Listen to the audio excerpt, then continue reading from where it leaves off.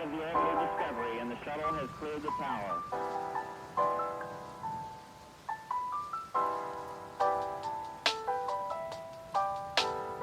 Every four computers now have primary control of critical vehicle functions.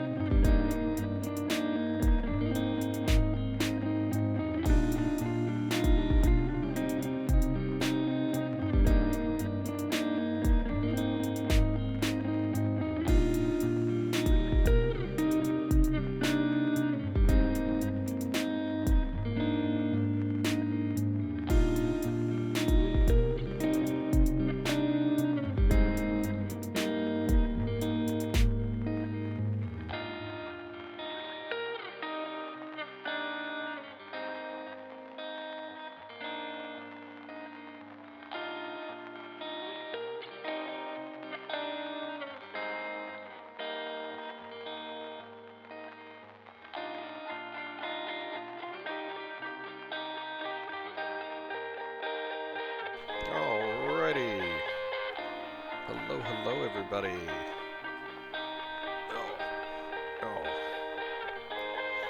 Oh, it's Wednesday and I'm in pain. Again, I'm almost always in pain. Oh, the joys of getting old. But how's it going, everybody? Welcome in. Plexi. I don't know, might be in seconds. Harmless says, need to find that one game from the Game Jam. One where everything had mega boobs. I remember the game. Oh god, I remember the name. I was actually looking at a number of the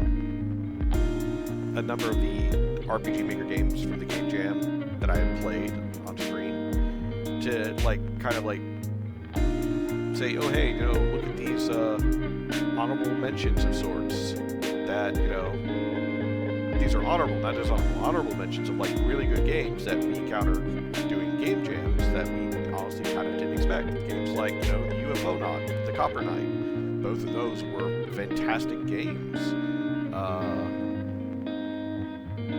God, what was a couple of other ones? Project Robo? Oh, not Robo. Yeah, Project Robot. There was also, I think. Oh god, there was another one. What was the Boop one that you're talking about? I remember the game. I remember how it looked. I just don't remember. I don't remember what it was called.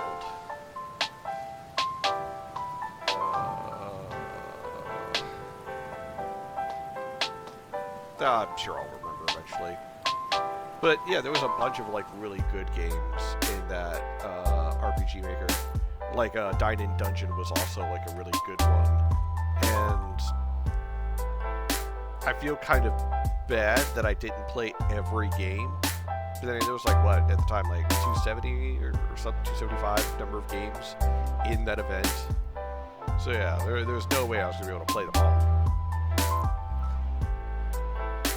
But still, I think it was like Umbrella? Coward. I'm not a coward just because I won't go back and play through like 270 something games or whatever. I did the roulette wheel for a while. So there was a lot of games in there that honestly were pretty good. It's just unfortunate I can't remember them all, and also unfortunate some of them kind of scared me, or were, for lack of a better term, just kind of bad. I never liked the idea of crapping on someone's dreams, but at the same time, they're for game jams, so, you know, it is what it is. But hello everyone, welcome. It's Wednesday once again. It's Wednesday, my dudes. But also, it's Scar-Monde Wednesday. I don't know how much closer we are getting to the end, but last we left off, we had entered an area of a boss rush, and I powered through as I was teetering on the edge of sanity and of my voice, and got one of the bosses down. But I think we have 3 more to go, and then the final boss. At least that's what it feels like. It definitely feels like a boss rush of sorts. Got my big thing of water. I got a fresh pair of underwear on. I got this music playing in my ear, so I'm going to stop that so that way I can boot up the game. And, oh,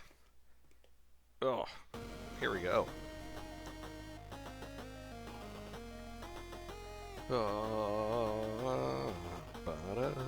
God, this is still such a really nice feel of a, like, just... Does anyone know what I mean by DOSBox? Or am I the only old person here that, you know, knows what DOSBox is? But yeah, we'd kick this guy's ass.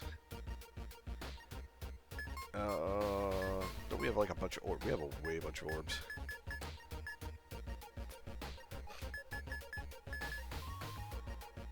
I could raise MP more.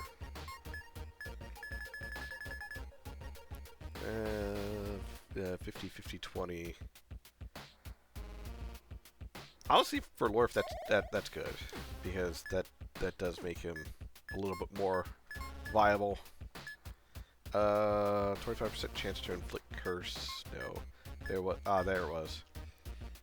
I need a bunch more orbs for added strike and added turn, because I realized that if I put those on Froll, that's going to make him that much more dangerous. Could also give him more MP. Chance to stun on his attacks too.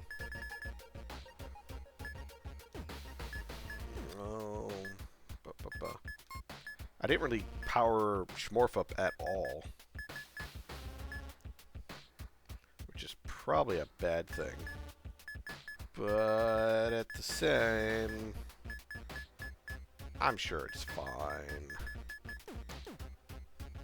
What about you, Fisty Senior?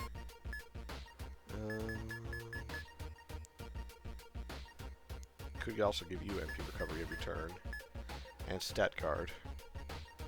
You do move faster, so that might honestly be a pretty good idea. But that's a lot of the orbs that I'm trying to save.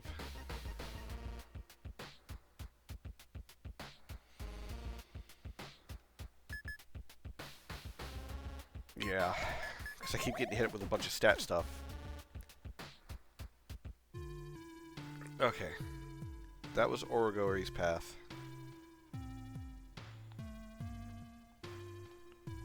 Which now means... yeah. Now we just got to get back upstairs and choose one of the other paths.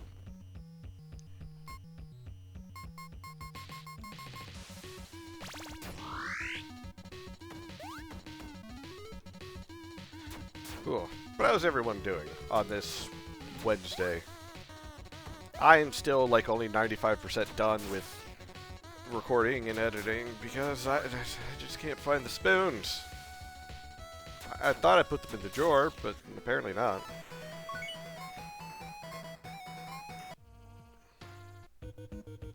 Alright, that was this one. So there's one there.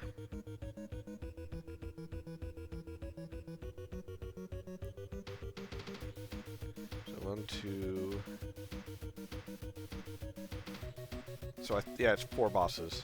Okay. So 1 down.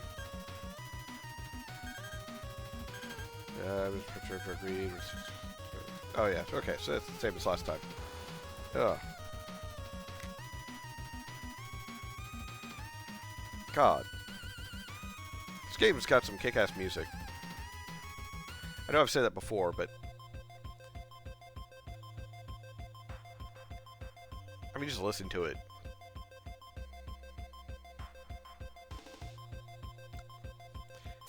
Also, because it was mentioned last stream, I have been trying to look into it to a way to where you guys can affect my streams more.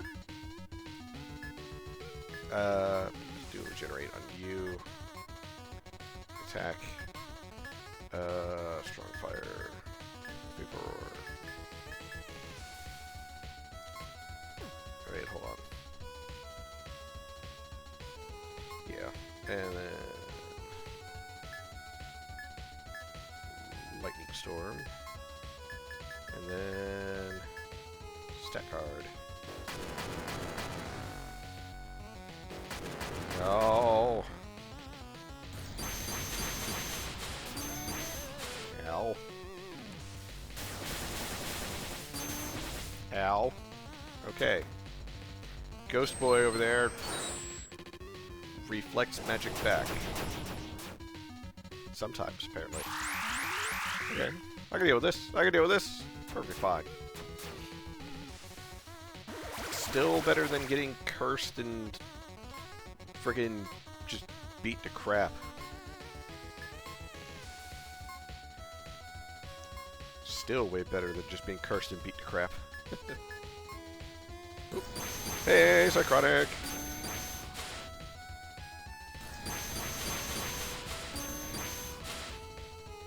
How's it going on this Wednesday?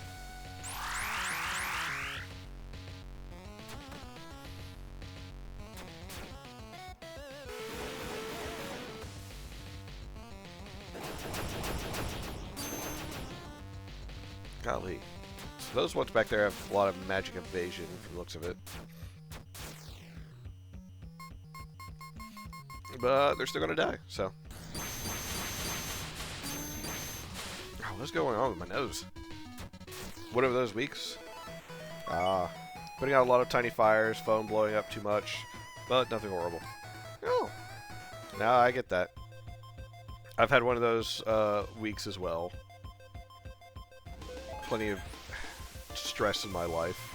It's like a never-ending cycle of it, honestly.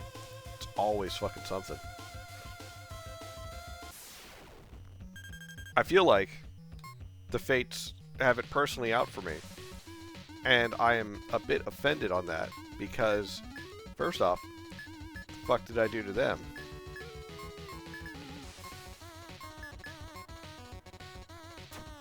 But at the same time, the fates can eat my ass.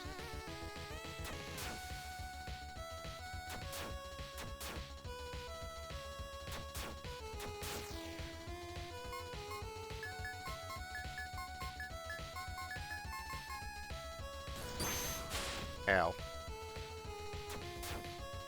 I just want everyone to have a good time. See, that would be nice. But unfortunately, that is not permitted. No, I won't say that. I agree that everyone should have a good time. It's very important to have a good time.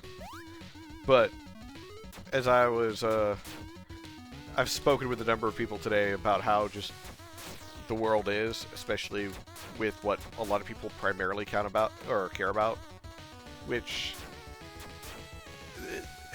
explaining to people that morals and money don't go hand in hand, and then asking them which would they choose, and they would be like, well, I would choose the moral answer, obviously. It's like, yeah, you say that, but when you have that much money in your hand,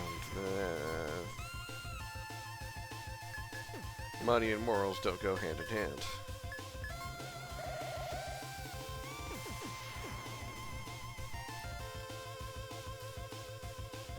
Golly, the music here is really inspiring. I need a bunch of level 2s. That's what I used up the most of. The old saying, everyone has a price? Exactly. And as horrific as that can sound, or pessimistic as that can sound, it's honestly true. Because of the whole fact of, oh, you couldn't pay me enough to do that. Really? I could write a lot of zeros behind this. You sure? And it's like, oh, well, hold on. You know, maybe I moved too quickly. So that's what I thought. So, and it's nothing like, I don't like to point out, it's nothing particularly bad about it. Everyone falls short somehow. But at the same time, you're always going to try and do what's best for yourself and the people that you care about first. And that, again, is perfectly fine. It's just, you have to realize that in doing so, things will be overlooked. Sometimes it's not even directly in the form of money, but there's a deal that most people would take under certain circumstances that would get them to do something they wouldn't normally do in a neutral situation. Right. It's also the idea of, like, getting for a win-win situation as much as possible. Yeah. And, you know, that's fair. But it's also, think about like this, when it comes to, what's a good example? Billionaires. People with, like, obscenely large amounts of money. There is no good billionaire. I want to put that out. It is the antithesis of being that filthy rich.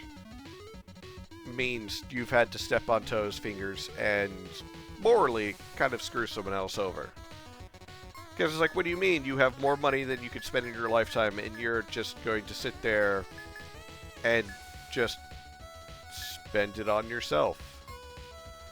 Or, even then, not spend it in general. So,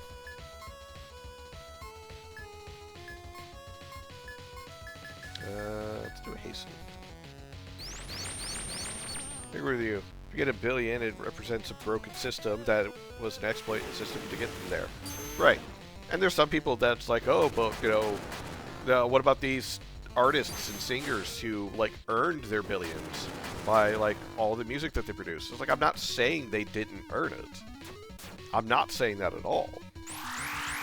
What I'm saying is, it's very interesting how they have billions of dollars, and they fly around in private jets and do very little in regards to charity work or so on. Now, there's some that do a lot of charity work, and that's great. But to me, there's still no moral way of being that rich. Because moral and monies don't go hand in hand. And the money needs to circulate around, and it helps everyone a lot more. Right. It's also part of the reason why, like, if I knew if I had that kind of money, I definitely wouldn't have it for long. Like, I'd obviously, like, spend it wisely in a way. It's just like, oh yeah, I'm going to be set for a while, so I don't, like, lose my house or, like, go to, you know, a drunken stupor and spend it all. But at the same time, like, I don't know. Do I really need that much money? I wouldn't say no to that much money. I want to point that out too. Every time I see a floor like this, I think you're supposed to slide around. And I don't get it. Yeah, it's just like the idea of like, oh cool, I have large amounts of money. Guess I'm going to buy all the stuff that I wanted. Now what the fuck do I do with it? Because I got all the stuff I wanted. I'll pay off all my bills. Oh wait, no, I already paid those off like step 1. So I'm not in debt. I have all the stuff I want, and I still have huge amounts of money left. What the fuck do I do with it?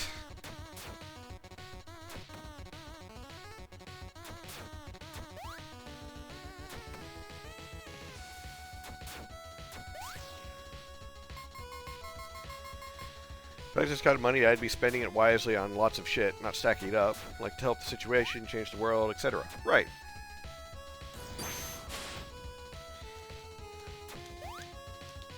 Getting shit done, but yeah, that's not the type of person who typically has access to that kind of money. No.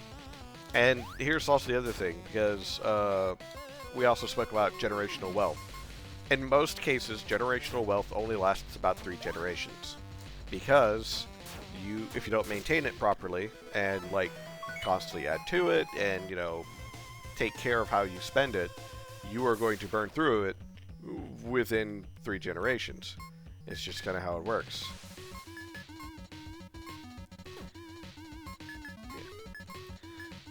And that's no shot at like people who were like, well, my family had it all. Yeah, at some point they probably did, but now all they got is a lot of spite and hatred towards each other. So, you know, way to go.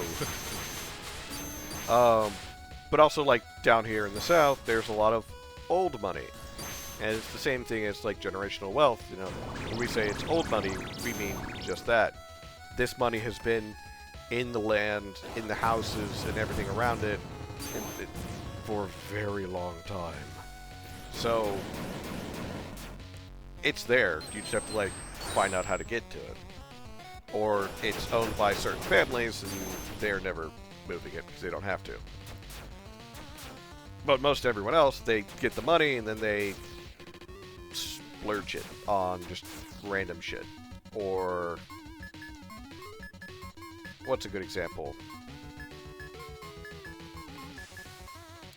There was a family at one point that lived in the same town as me that was rather rich. They were very prominent, very rich, and they essentially owned a lot of the stuff around here. And then they started not owning the stuff around here.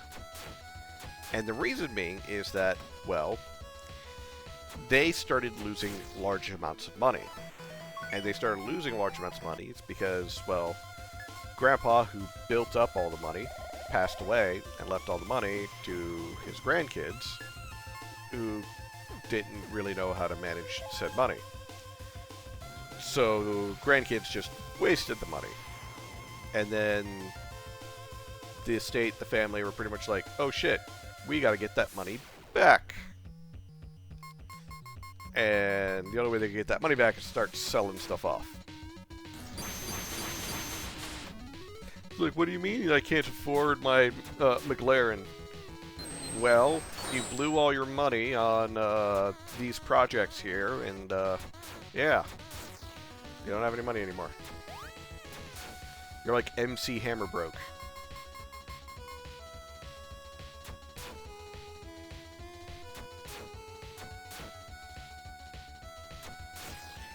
Oh, man. Remembering that particular family, when that happened, that honestly messed up a whole bunch of stuff. Because, like, they sold off a bunch of small businesses that they technically owned, and the new people who bought them up, you know, they were like, oh yeah, we know exactly how to help. And so they, like, increased rent prices on the buildings that ended up, like, driving out the stores and such. So it's like, oh boy. But also at the same time, like, be you spending large amounts of money on good things or bad things, if you don't maintain your own wealth, then you're not going to have it to spend on the good things or the bad things. And apparently, a lot of people don't learn that until it's too late. Every time I see these big heads, I think I could talk to them. That's not the case. They just stare at me judgingly. Fuck you, Mr. Big Head.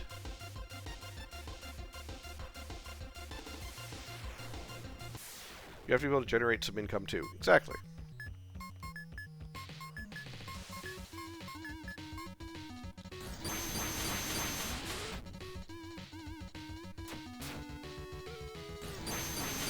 Not just spend a pot of money, but you have to keep activity coming in too. Exactly. Yeah, it's a lot easier said than done. But at the same time, for a lot of things, you know, money makes money, so if you've got the money, you can easily make more money.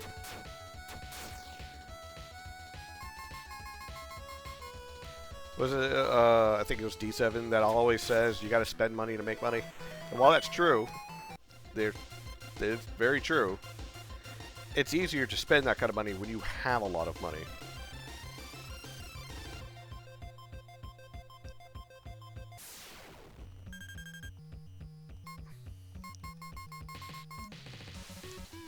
I like these enemies. They don't do a lot. They definitely counterattack a lot. But I could beat the crap out of them. And that's all I need.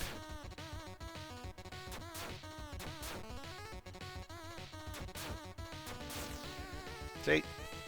All out attack kills one. And I'll take it.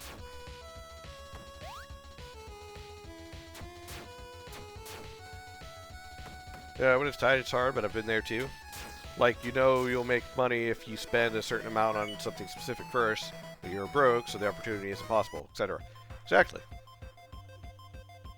It's like, stocks. And, everyone's favorite, thing, the lotto.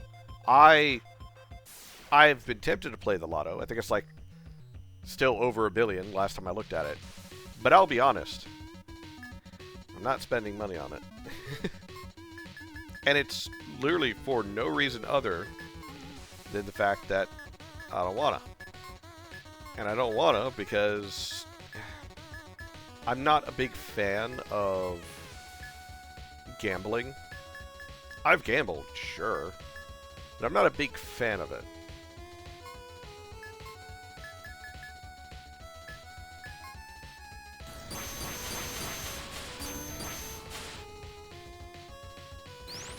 So he should be able to be friendly. I don't play the lotto. No, there's almost no chance to win. Yeah, also, when you do win, it changes your life. Look at the previous big lotto winners and destroyed their lives in many cases. Yeah, that's true.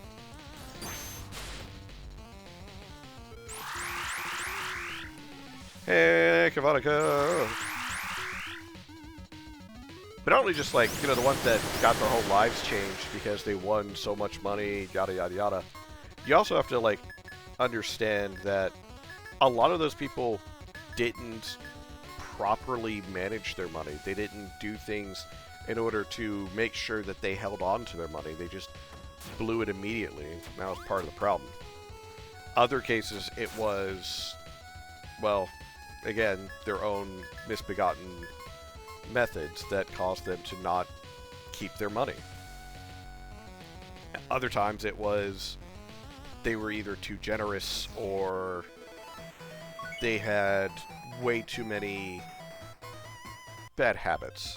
That tends to be the most common thing. It's also what happens a lot in a lot of entertainment industries. So, for those of you who don't know, sports, boy howdy do I like sports. I could sports all day, you know, about them sports. So, I don't really know or care that much about sports in general.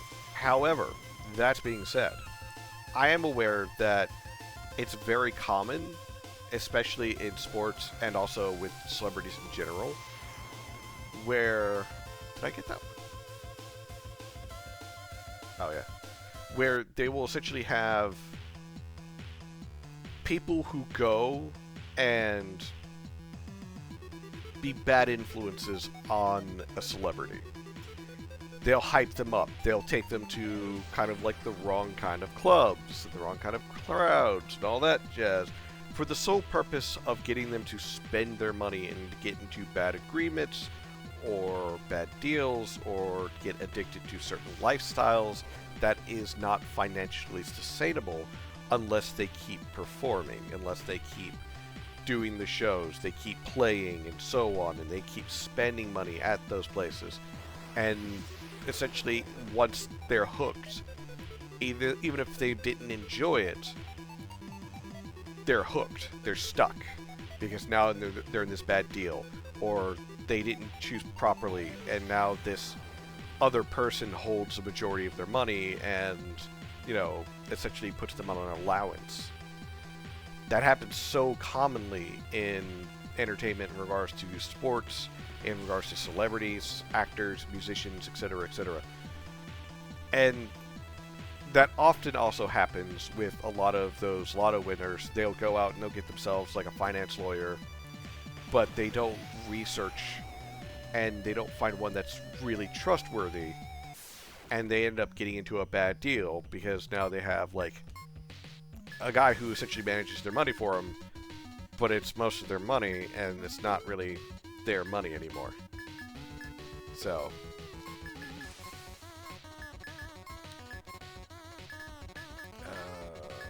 let's do a force missile. I get the feeling these things are going to put a lot of diseases out. This was changed in the relationship to their lives, family, friend. Oh, that also happens a lot. Like, the social dynamics change. Yep. People hit them up constantly. Yep. Can't handle it, buy lots of drugs, booze. Seen it with friends who typically didn't have money, but then suddenly got a large inheritance, etc. Yep. And that's also another thing. You're absolutely right. It does change things socially, and even in direct relationships. It's like, oh, hey, you know, I thought I had a good relationship with my family, but apparently they are being snide and, you know, crooked towards me constantly because they feel like I owe them money. Well, I'd probably share my money with them if they weren't a bunch of raging assholes. So, you know, stuff like that. Oh god, that death imp looks... Okay, that's its arms, I think. I don't know. Its chest area looks like it's bloated as hell. So you know what? I'm just going to hit everything with Radiance. And, fire. Maybe some wind. Some force. Oh, it's probably a bad idea to do a whole bunch of magic like this.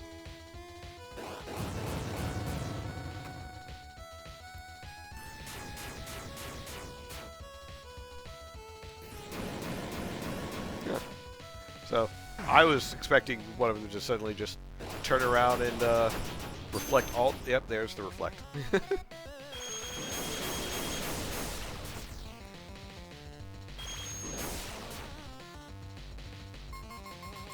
Alright, one guy left. Beat him up.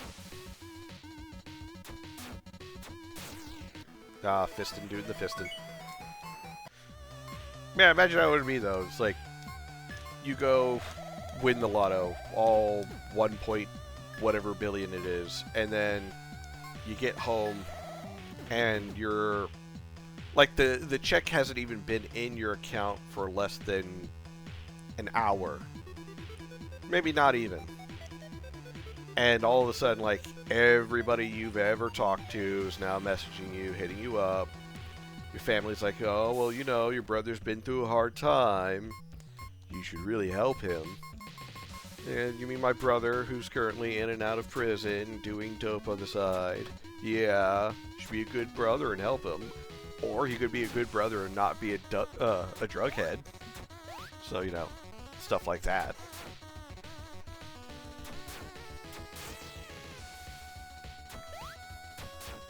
But, you know, I'm not really planning on playing the lotto. I probably should, because it's so high, but at the same time, the chances of winning it, like you said, is so small. I'd rather do stocks for the longest time, because that's what I did. I liked stocks. I liked the certainty of stocks. Yes, there was still uncertainty when it came to them, but if you know what you're investing into and you are knowledgeable of the company and what they're about, the chances of you losing money on stocks was a lot smaller. I say was. I don't like the current economic situations going on and the reasons behind them, so a lot of the stocks that I normally would trust, I can't trust. So, very annoying. Cover 5, max HP per turn and lose aggro. Cover 10% more MP per turn and gain aggro.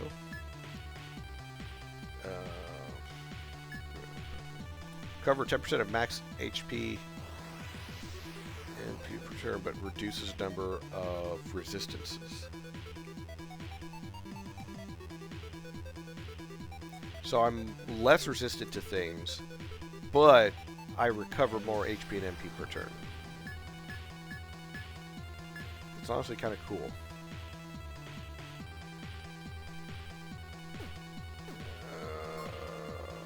No. No. No, no, no, no, no, no, no, no, no, no.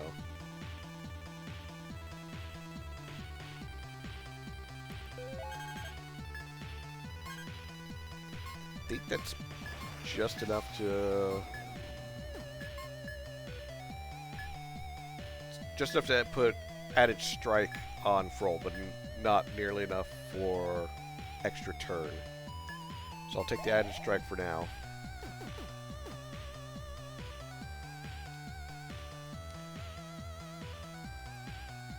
Game feels like NES, Final Fantasy or something? Yes. It's one of the main influences for it. The oldie days of NES, Super NES, JRPGs such as Final Fantasy, not Earthbound, Final Fantasy Dragon Warrior. Ow.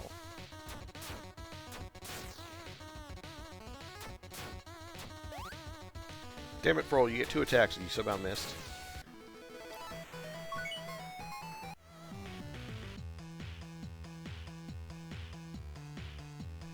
Yeah, so it's this way.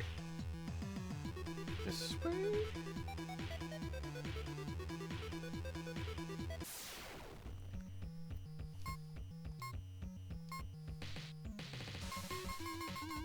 Okay. Pretty sure if I just physical attack out, I'll be fine, because the giant mosquito bastards don't have a lot of health. Haha. Didn't work. Oh, God.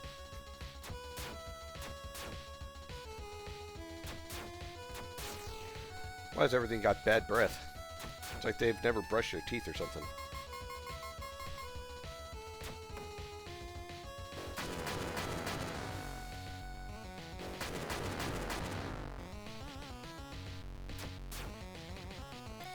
SNES, NES RPGs, save me, save me!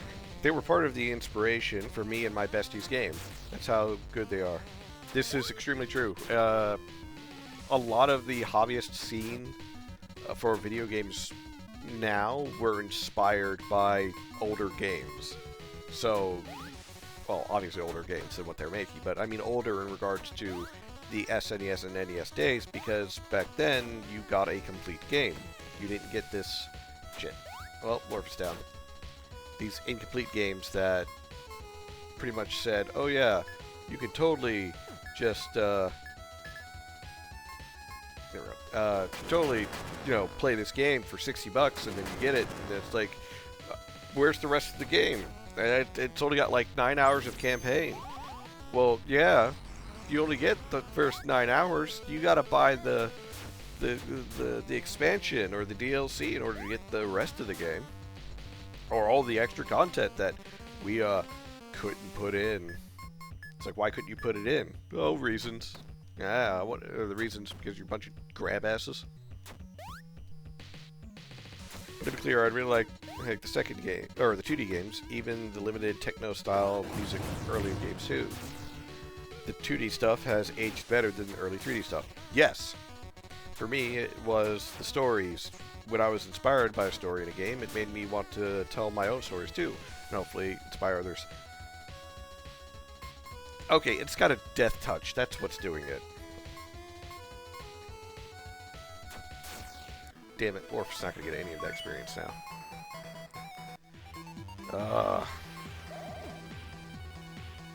Stupid death touchy. Got touched by an uncle, and that's what killed him. So, I agree. The 2D sprites and sprite work for a lot of games aged way better than a lot of the 3D games. Because, it's really hard to argue that, because, one, it's true. But also, the whole idea of you can see a lot from just a handful of pixels compared to some games out there. And I'll also put out some games in the early 3D used less polygons than modern games and still conveyed more expression. So, I want to point that out as well. Radiance, Radiance, Radiance. You're going to attack. You're going to time stop. You're going to Menace Spring. Because, oh god, I can't remember what game it was. There was a few of them very early on in the PS2. No, I want to say mid to late PS1 era that were really good and very well done. And again, the polygons looked like they conveyed more than some of the more modern games. Like, they put a lot of extra work into making them look good because, well, it required more work. Otherwise, it just didn't look right, and it agitated them. But there's been a huge change in who's developing games and who's working on games, etc. So, hold on. Like, a regular dipshit isn't going to get on the writer's staff to make, like, a TV show or a movie or something. So making an RPG is kind of like being a low-budget indie film director and tell your story. True. Like a movie or a TV show, but you get much more low budget. You build your own sets digitally, etc. That's kind of how I see it. Exactly. Better have a complete game than a full-priced game that has to be, or it has to have a bunch of DLC to get the full experience. Oh, man. I have made many a complaint about a lot of the major game industries. But one of the main reasons why those older games have such good 2D art, and some of them, the older 3D ones, have better 3D modeling or artistic value than modern ones, is because who is developing them has changed. So, a lot of the early game developers, not all of them, I want to point that out, not all of them, but a lot of them were just very passionate about what they were doing. They were there because they were passionate about the project. They were passionate about the whatever thing that they were working on. That was their shtick. That was their bread and butter in some cases, but in most part, it was something that they were willing to even sometimes skip nights of sleep to work on, not because of a budgetary concern, but because they were so enthralled in what they were doing that they didn't want to sleep. Nowadays, though, that's not as accurate anymore. And the reason being is there has been an increase in developers. God damn it, fucking stupid KO mechanic. Bullshit.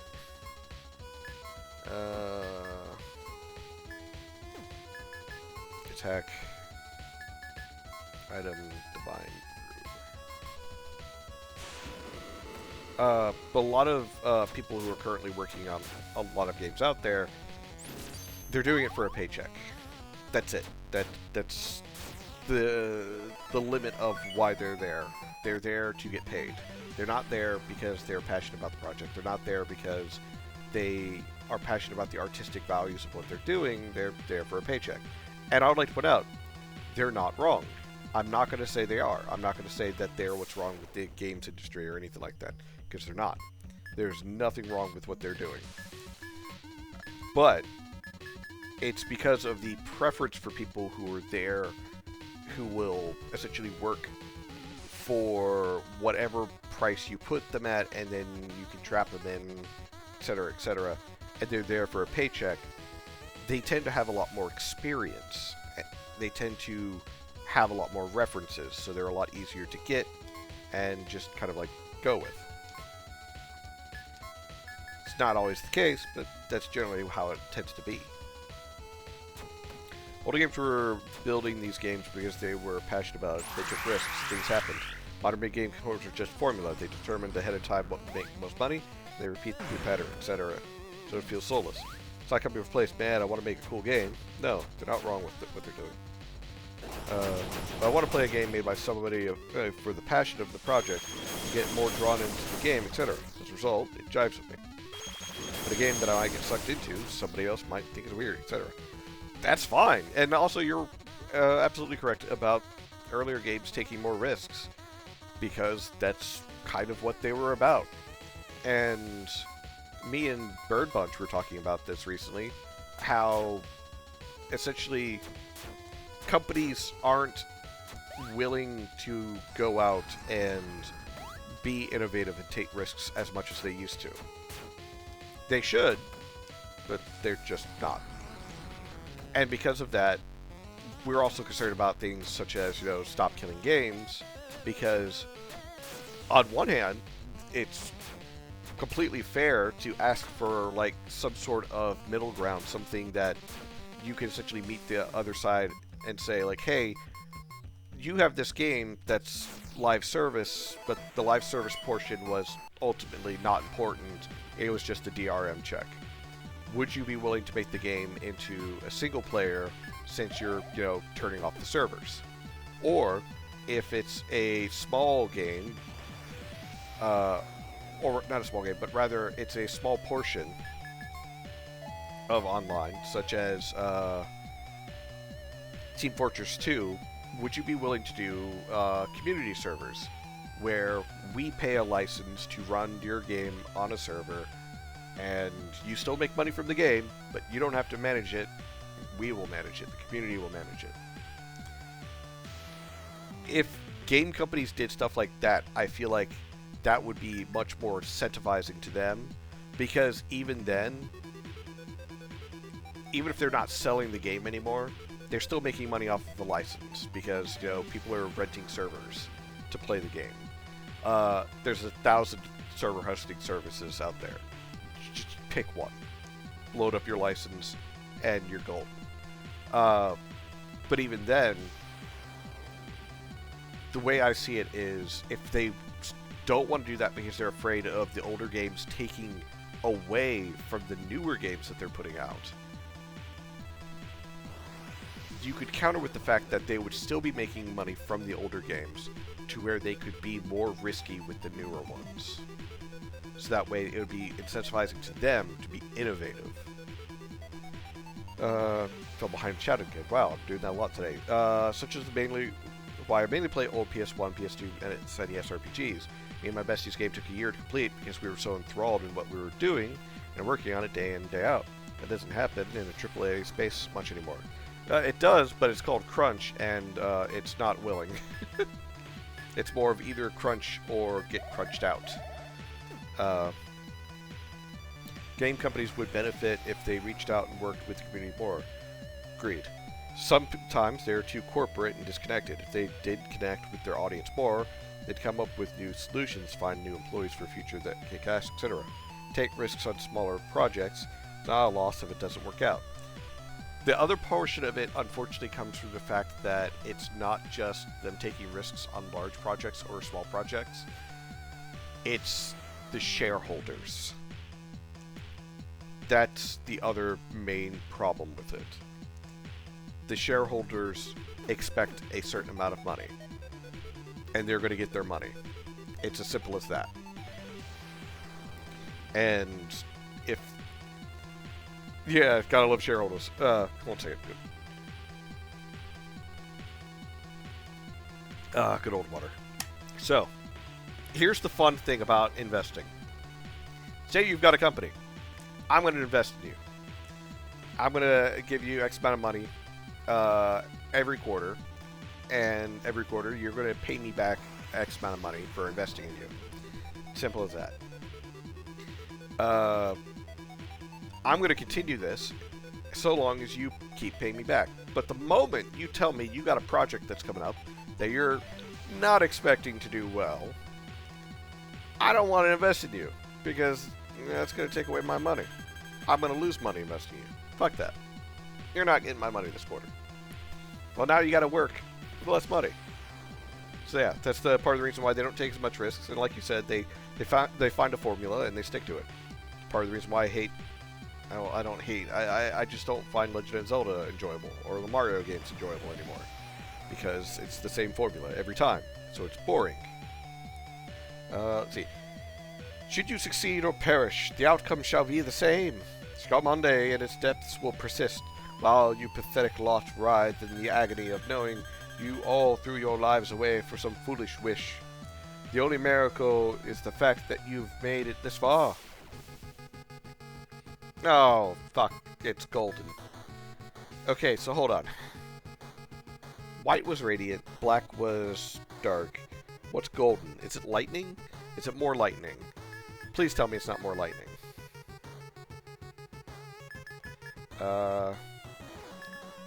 New magic barrier. Yeah, magic barrier and attack. You're just going to attack twice. You're going to...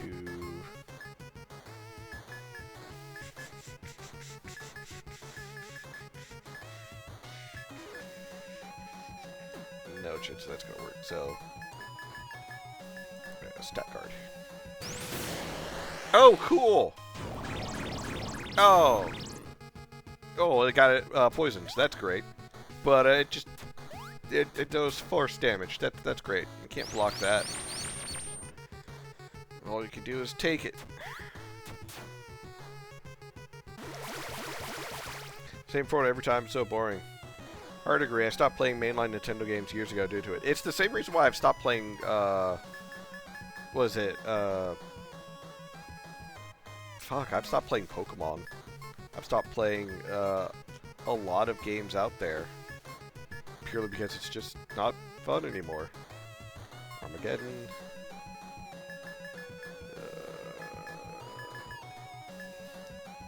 Can I lower your magic defense?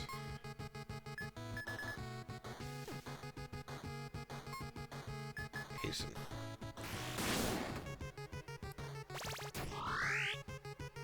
Stop absorbing my HP! So I'm playing a lot of games out there because of them not being fun. Yeah. I surely hope the next game I play sucks me in. Honestly, that's kind of what happened with Scar-Scar-Scarmonde. Oh god. 10% of 30. That's a fuckload of health. It's part of the reason why I've enjoyed Scar-Scar-Scarmonde so much, is because it kind of just sucks me in. It's the old days, the oldie days of Magic, and so on. The oldie days of games where things were very straightforward and you got what you paid for. And that's also been another thing that I have thankfully lucked out a good amount when it came to the games that I've played for stream. Some of them that I have played, I feel like I definitely got my money's worth. Others, it's more of... But for the most part, it feels like I got my money's worth, and I'm happy about that. Okay, so it is silenced, it's cursed, it's poisoned, and its magic defense is down. So, I think we're doing good. Still regenerating everything, so...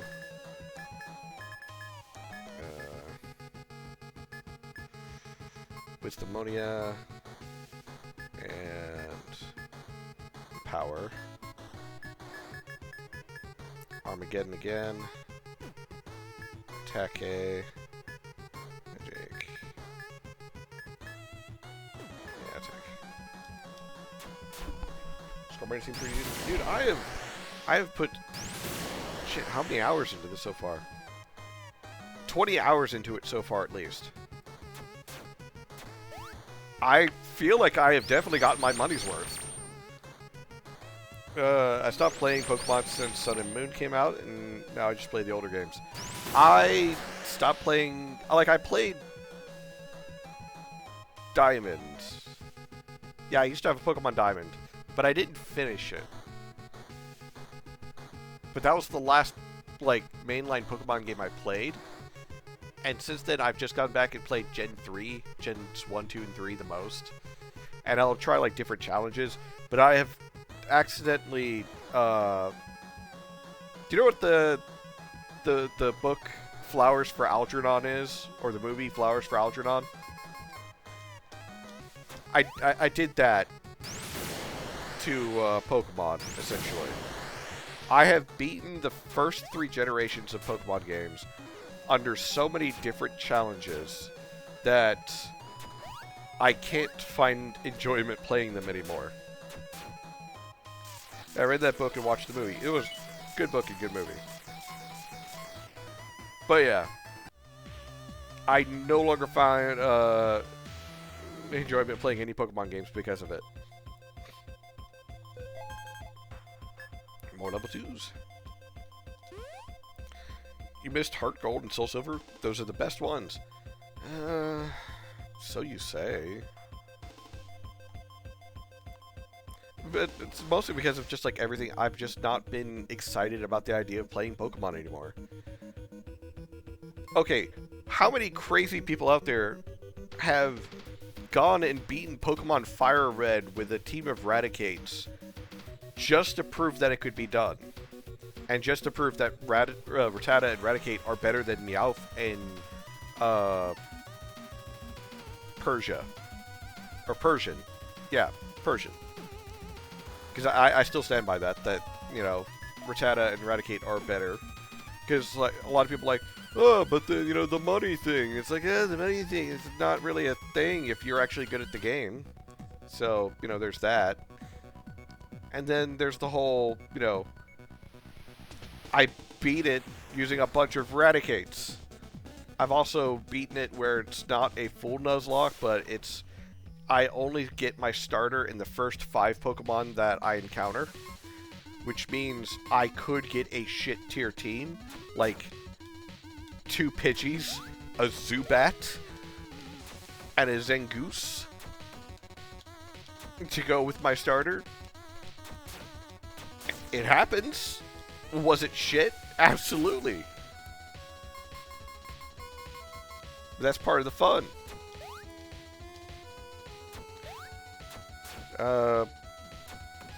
The game right after Diamond, if you want to play Diamond and Pearl better, play Platinum. Fixes a lot of the issues those games had.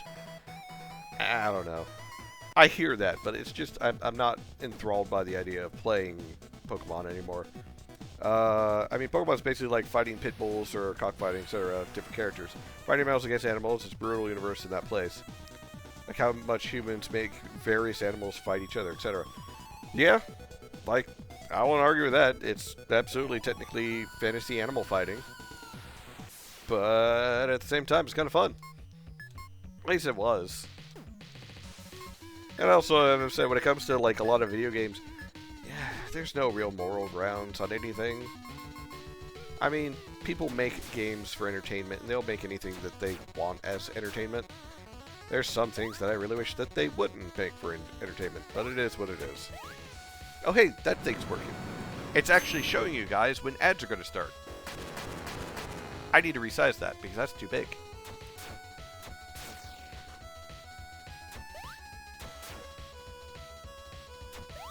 Hey, Valen!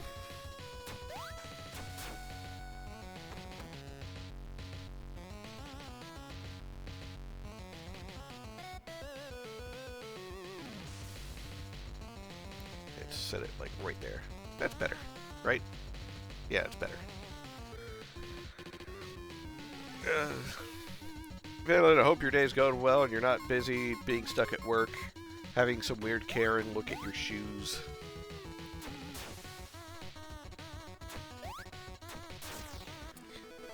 If you want something different, play Pokemon Conquest. It's a tactics RPG set in early Japan. I don't know. I think it's just like the whole concept of Pokemon's gotten me kind of bleh. Not to mention I've seen some of the newer Pokemon in general, and I've not liked them. What I find interesting about games is that there's games that people keep talking about 30 years later, but there's other games where it's the big first year it comes out, but then nobody ever speaks of it again later. Yeah. There's a number of games like that. You still mostly need level 2s.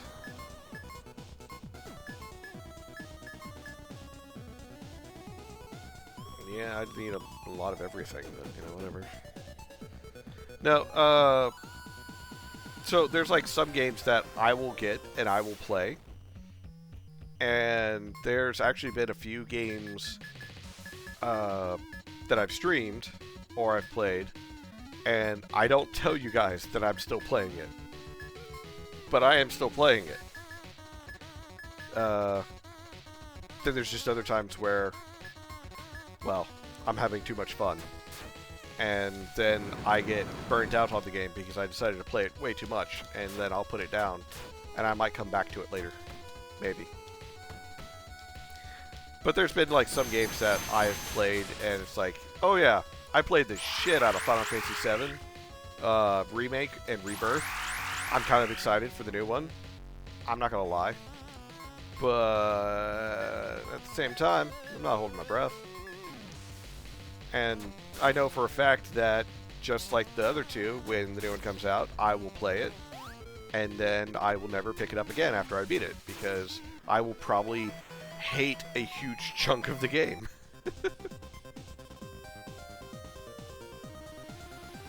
Okay, I think this is the way I'm supposed to... No. So like games as digital art, what will keep surviving throughout decades? Which ones will fade? Yeah.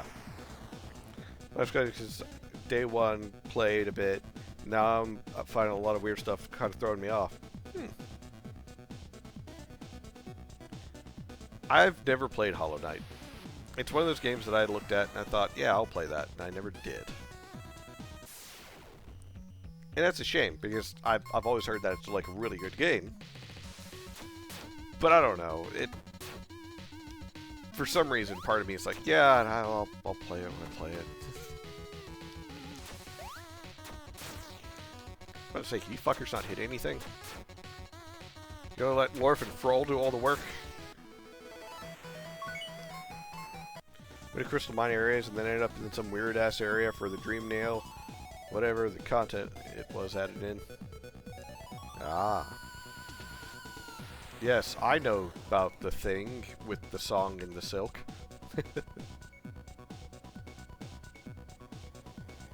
There was another... No, I don't think there was. No. Ah, fuck. Ah. Community boots.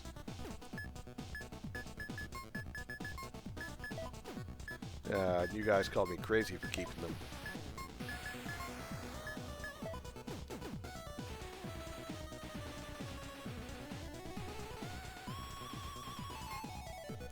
Pretty sure.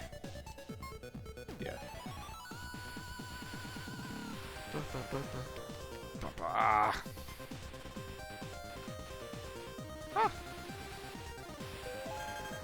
More level 2s.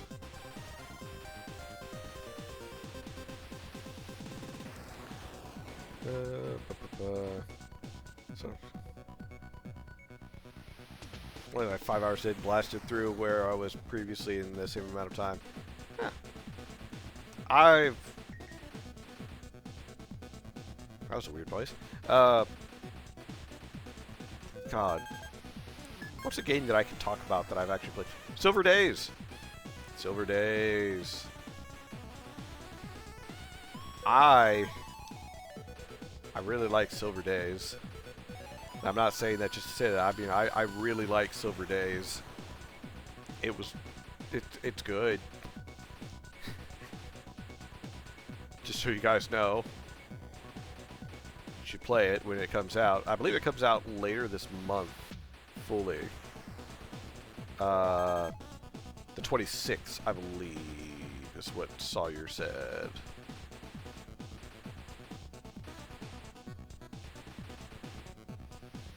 I can't actually get over that. So, okay, so it's this one over here. But yeah, I have to say, like, of a lot of the RPG Maker games and indie games that I've...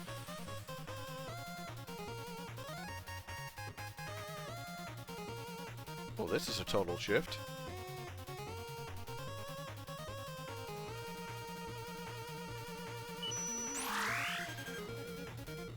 Seal on Agroth Chamber was weakened, you say? Weakened, you say?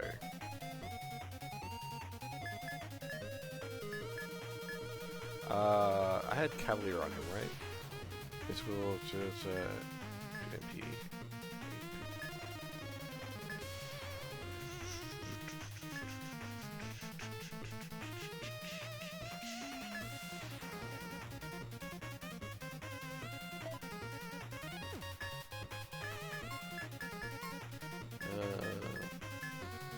Greaves. Greaves. Cavaliers.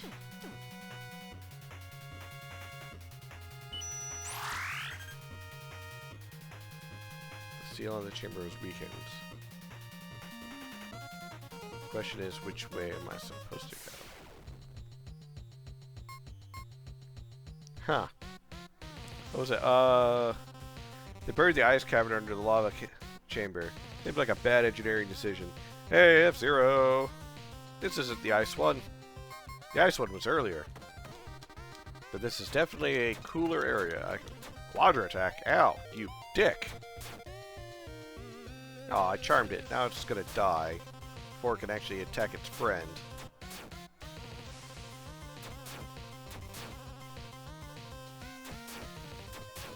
Oh wow, it actually survived. Well, I guess time to target the other one instead. You can't muddle floor or Froll. Oh, excuse me. Froll can't be confused by simple things. He's too smart for that. Lorf, on the other hand, absolutely can. He's kind of dumb.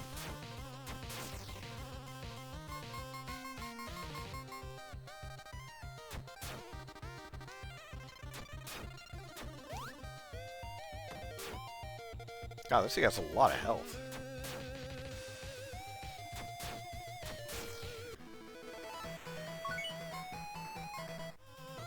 Some gravity boots? Must be a heavy boot. Yeah, physical evasion down, but crit plus 15, aggro plus 50%, wind resistance, and stun resistance.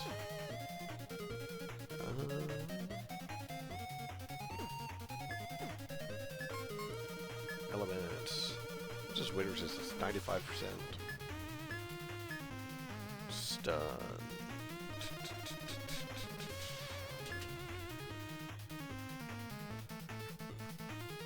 I mean, its aggro is already 300%.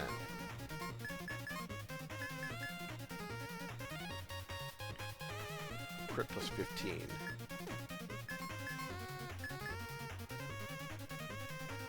Oh, yeah, you can go up to 200% and still be fine.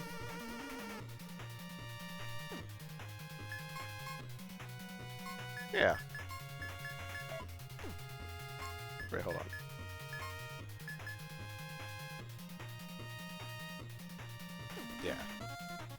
That's a good trade, I feel like. Yeah. 98% chance to crit. He attacks twice. He has no physical evasion whatsoever. But yeah.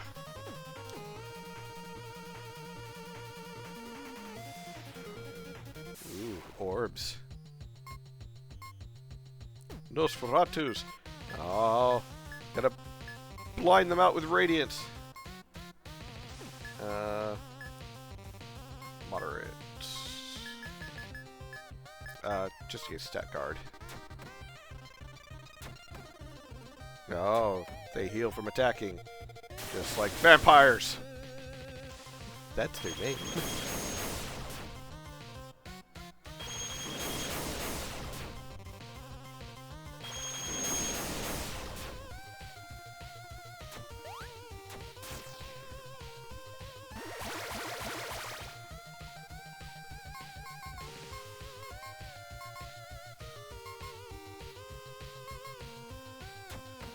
Ow. Charms am I using? On who? Froll has nothing but crits. When he actually hits.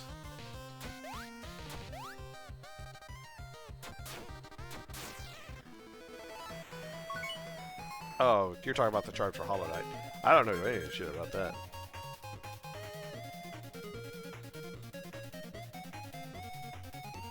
Okay, you've got him started now. By the way, F-Zero, how are you doing? Are you also playing up on, oh god, more of these fuckers. Hollow Knight?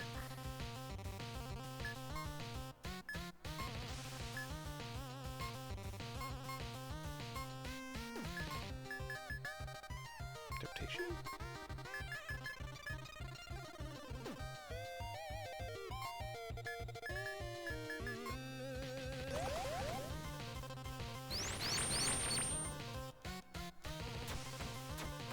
Ow. That was an interesting Silk Song. I gave Hollow Knight a shot and it wasn't my thing.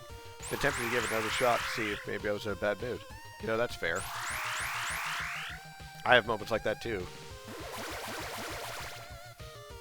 Oh cool, they're all charmed and hastened. So I'm just gonna guard. Oh, Froll still has to attack. Now we get to watch them tear each other apart. I feel like that's a great use of time.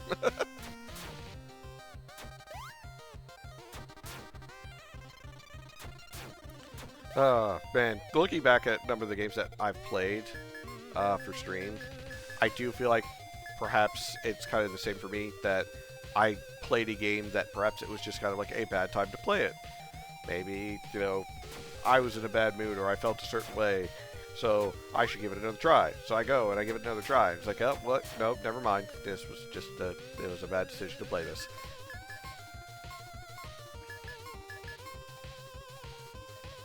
Oh, cool. The temptation wears off.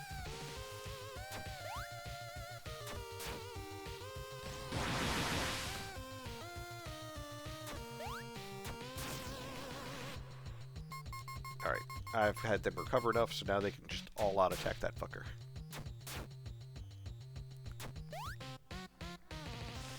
Another thing I dislike about Hollow Knight is how open it is. A bit too open. You can almost go in any order. Yeah, I think my girlfriend has Hollow Knight, and she kind of complained about the same thing. But she really wanted to play it because it looked really interesting. But then she got upset because she got it, and then she's not very good at it. To be fair, she's not good at a lot of games, but in general, she was upset that she had gotten it, and it wasn't playing like she had hoped, or had hoped. And I get that as a criticism as well, but the main thing is, like, not every game's for everybody. Some games are more fun to watch other people play, and some games are more fun to play yourself.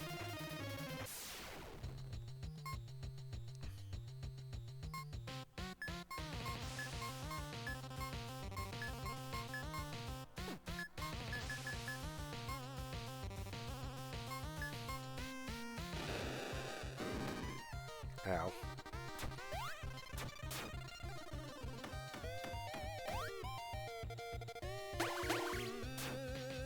Awesome. They are... This is going to be an easy dungeon. I could just cause them to attack each other.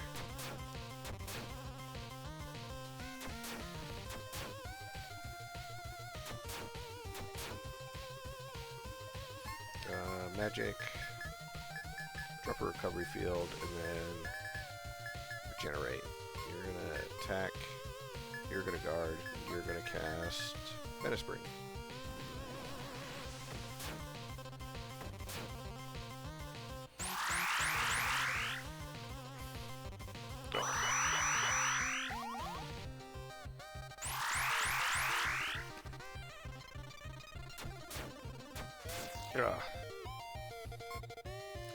Can't wait for Big Money Valen to throw stuff at me.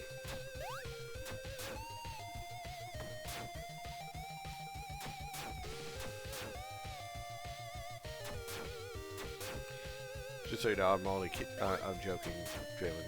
I swear, if you throw anything at me right now, I'll kick you out. I'll kick you out of the chat. No. I was actually wondering, how long is Hollow Knight? Like, just the original, not Silk Song. Because I don't really want to jump into Silk Song not knowing anything. And I honestly think Hollow Knight is currently sitting in my Steam library. Not installed or anything. I think the original was very long.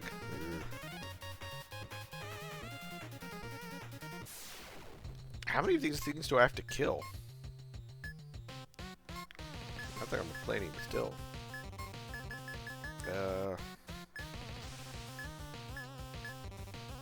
Heavenly Discharge. Lightning Storm! Explosion!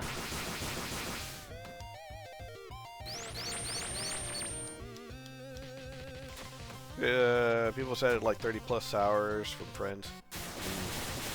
So that's not too bad.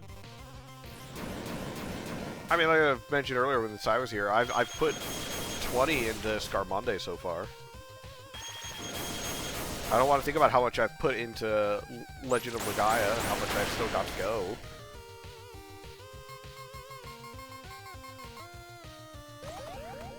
No, don't confuse Froll. He already has confusing feelings about that snake that we left, 2 dungeons back.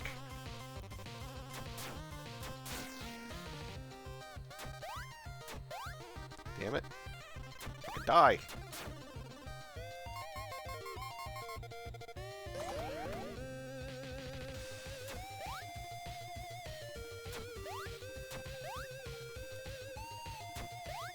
Oh, hey, it's a bot. Goodbye, bot. You need to go away forever.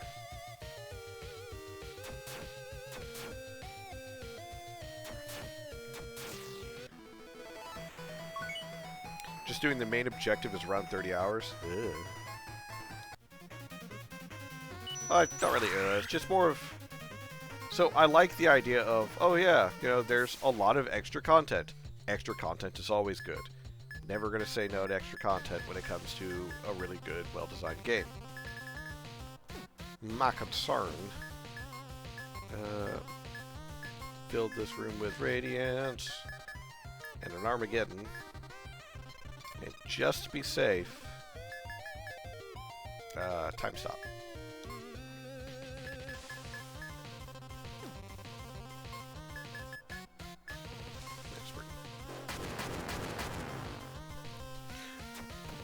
But yeah, what game was it? God, there's a number of games like it though. There's a number of games out there that only were good because of the extra content in them. Because the main story itself was kind of boring, or felt incomplete, or something of that nature. So... I guess a good example would be Skyrim. At this point, Skyrim's kind of boring. Let's face it. The only way it's good anymore is if you go around modding the shit out of it, modding in extra content. Because the main story is kind of boring.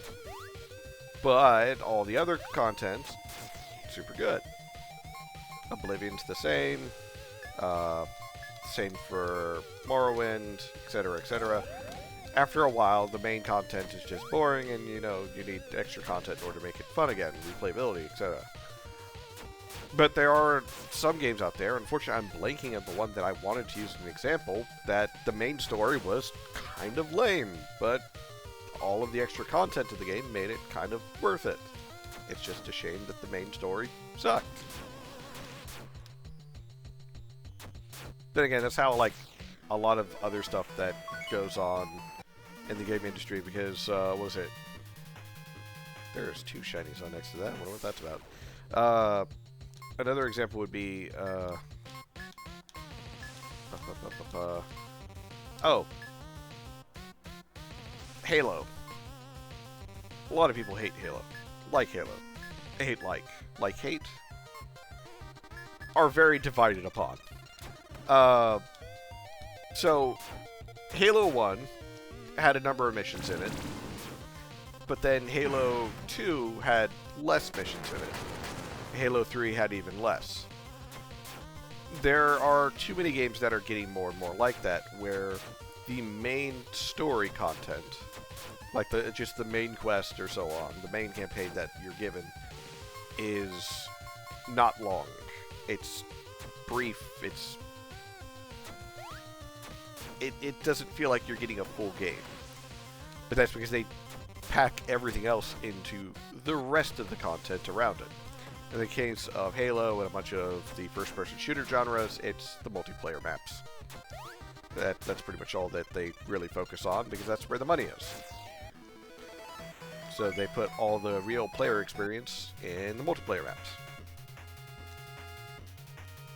Okay. I think I still have barriers to destroy.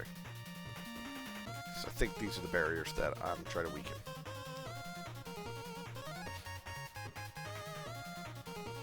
Yep.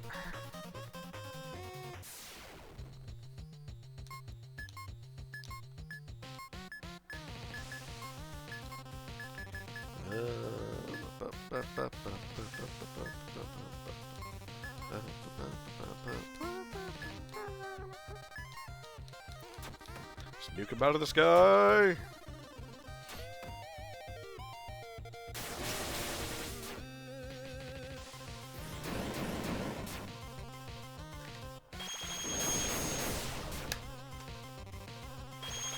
Golly. I know Monday I was talking some about going back and playing some of the more well-known PS1 JRPGs and such that I don't plan on playing on stream, purely because I want to use Retro Night to focus on like old school, kind of forgotten or obscure ones. And I ended up re-downloading, well, I say download, but I essentially got my copy of Chrono Cross to work on my computer. For those of you who don't know, you can take your legitimate copies of games and get them onto your computer. It's pretty annoying to do, depending, but there is a way to do it. And like, I started playing it, and I started to remember some of the stuff that I hated about it. But I think I'm actually going to do that. It's like, hey, I'm not streaming tonight. I'm not doing anything. I'm going to sit here, turn my brain off, and play some fucking Chrono Trigger. That's what I want. So apparently that's what I'm going to do.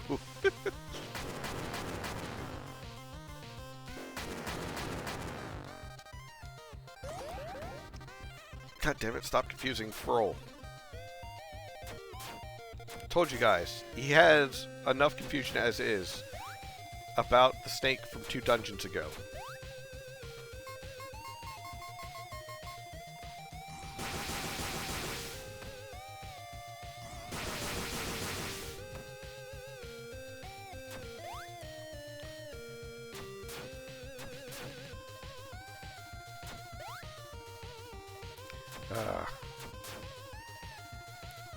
These things die.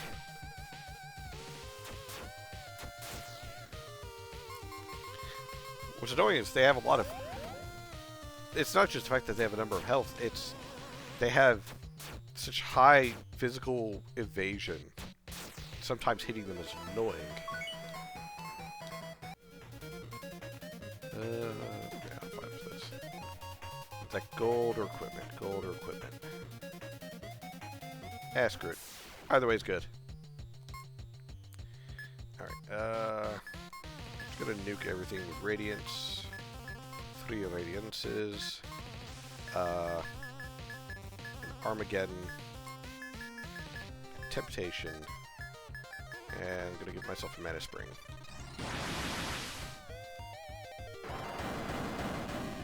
Ow. Ah, good, I got 2 of them. They could beat up the tree. I have fond memories of whenever I'd get sick with the cold or flu, just binging a JRPG for like 20 straight hours. Yeah. And honestly, I kind of miss those days too. I don't really get to do them anymore.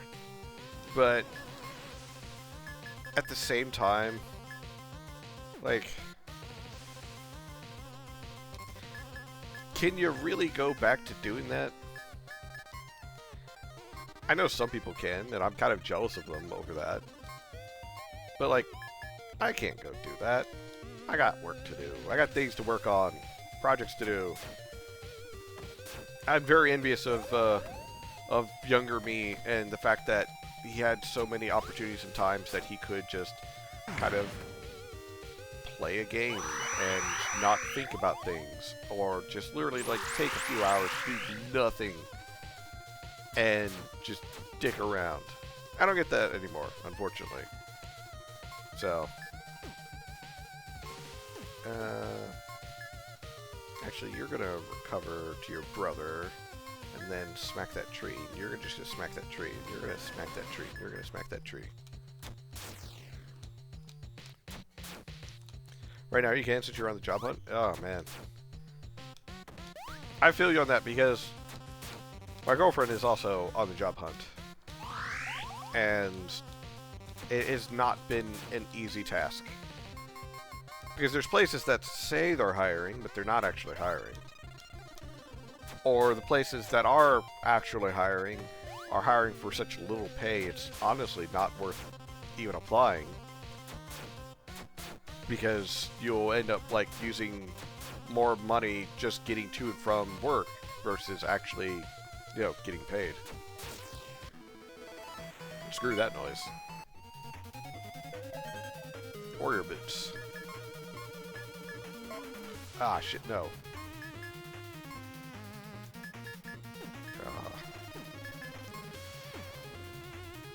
Both MP to HP boots. I mean, it puts your physical attack up to 152. But no. No. We don't want that. Aggro minus 50. Physical evade, crit. Yeah. She had the Cavalier boots on. Physical magic evasion plus 6.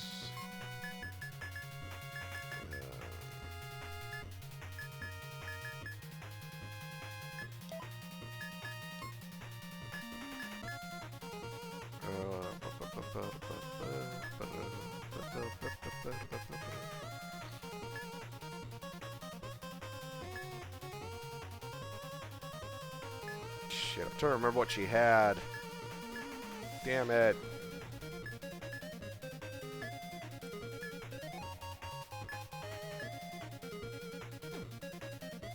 I'm sure those will be fine.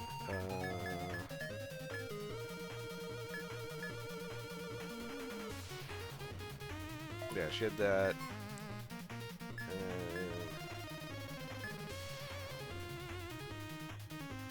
That. What's this? Yeah, we're gonna keep that. Okay. Save. Do I have enough for... No. Okay, I have definitely enough level 2s, so I need a lot of level 1s and level 3s now. I think we'll have saved enough. I can just chill for a while. Well, aren't you lucky? I know that sounded like way more spiteful than I intended. Or not spiteful, but bitter. But that it's like actually very difficult to save up a lot of money these days. So that's also been like a point of contention. Is that because of the work that she had and just the life that she had before me and her started dating, didn't really have much of a savings account. And now, don't really have much of a savings account. I, on the other hand, do have a savings account. And I'm going to be using a chunk of it soon, coming up. And I'm not happy about that.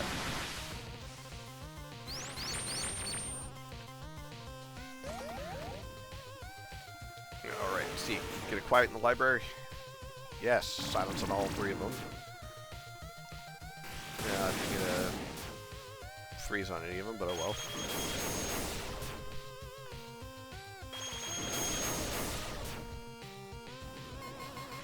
Alright, should be able to just kick their ass now.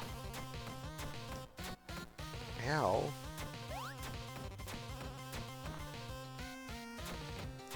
Why are they picking on Froll? Lorf makes sense. He's the tank. He's got the most aggro.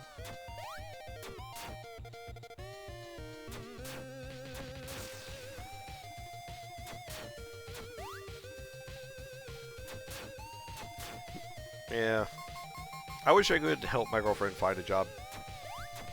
Something. But, it's like, oh, you can work for Walmart. No, not really.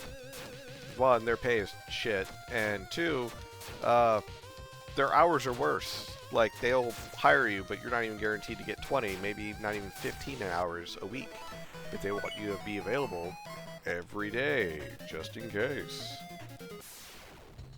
And so on. So, it's like, yeah, no, that's not viable either. DoorDash is not doing so well as a form. None of them really are.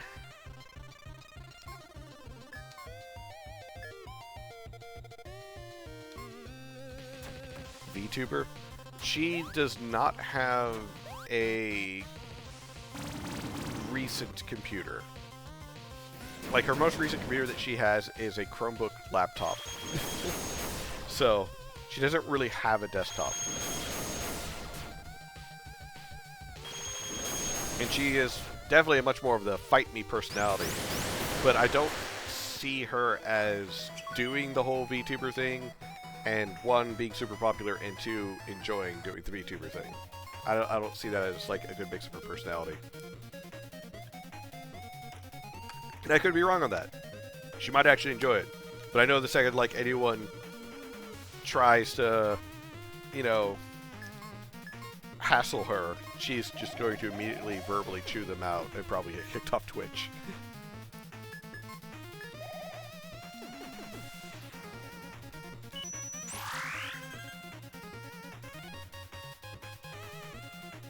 I don't think... There's this one down here. These two down here.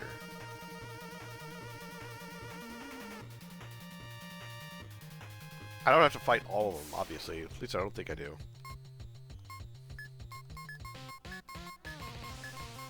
Alright, kill the bat. Come on. Ooh, stunned. Ow. Ow. Cursed me, you bastard. Alright, bat down. The bat's down! Alright, it's silenced. And 6 attacks later, it's still alive. God dang.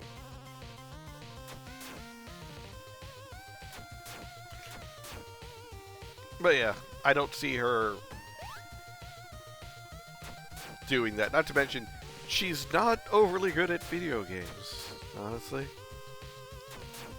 If she could get a job insulting people, I feel like she would do phenomenal in that. And that's not me being, like, slight towards her.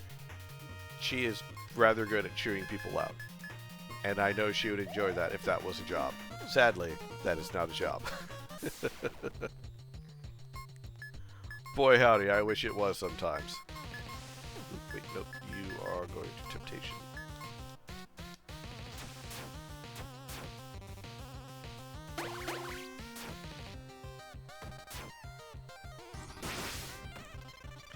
Ow. Stop stealing my health. Bastard.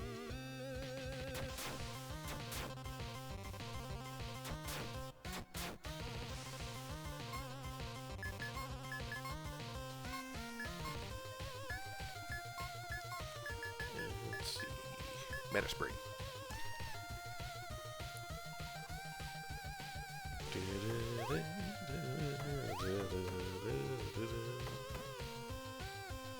Oh, dang it, does poison. Frick, burn.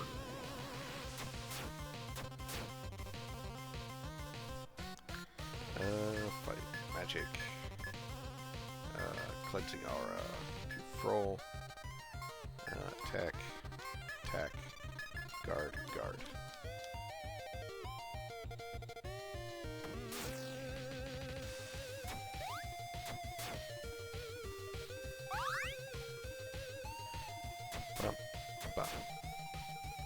Alright, now we can go all out on this guy.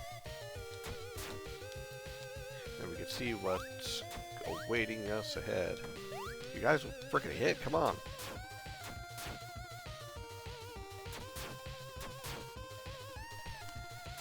These things are tanky as hell, too.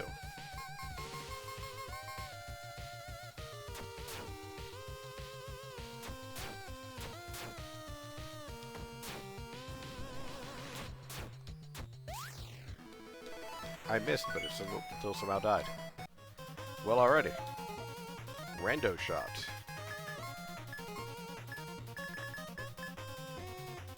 There's a random shot on an attack. Too bad I can't use it. So yeah, I haven't checked weapons in a while. Nothing as green as I want. Oh, what was that? Ash blood. Confuse poison. Crit. Magic advance. Curse. That's MP cost up. But I get all the different elements. Agility and luck go down. Health goes down a little bit. But everything else goes up. Let's try it for a bit.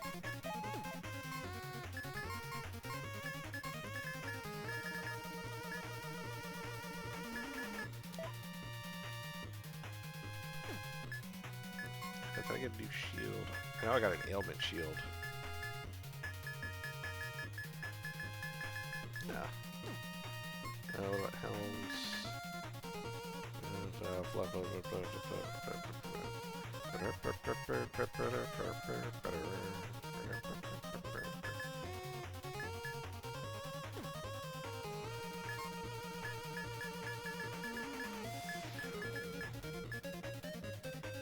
Go more physical.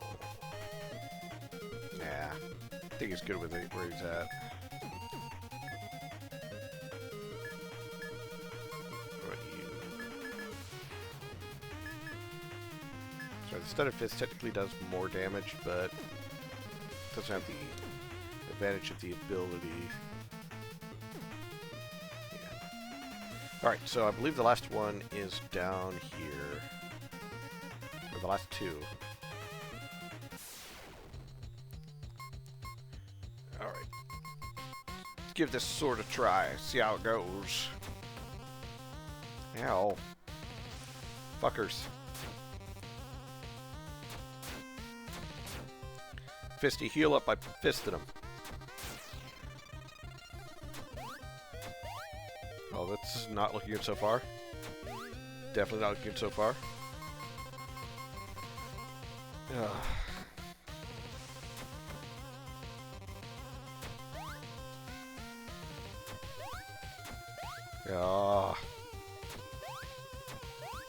Really?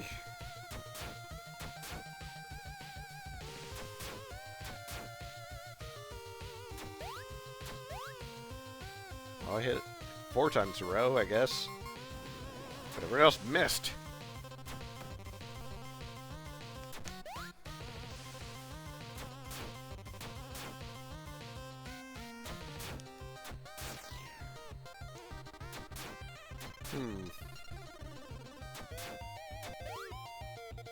I feel like because of this constant stopping for, like, scripted encounters, one, I like it because I'm not running into random battles that could fuck me over. It's all scripted encounters on this floor. As in, you know, you choose which one you're going to fight. You don't really know what you're going to get, but you still get to choose what you fight. Oh, hit percent's still fine. It was just those things are annoying to fight. Fender Greaves. Weakened.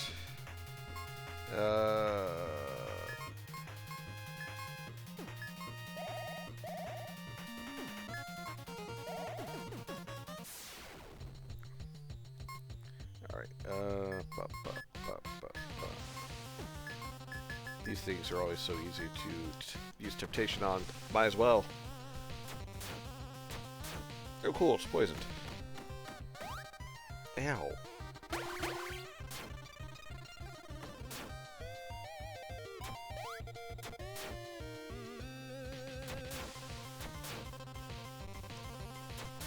Oh, cool. I added confusion to it.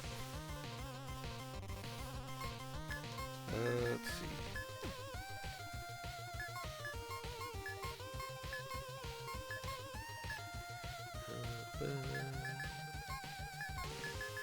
You're gonna drop or generate.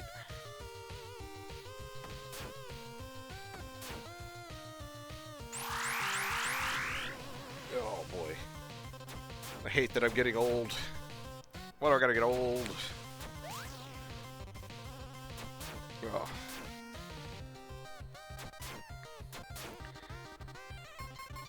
Eventually I'm gonna need to replace parts on myself, and I'm not looking forward to that. That's gonna be even more expensive. It's bad enough I'm having to replace shit at the house. Now I gotta replace stuff in my body?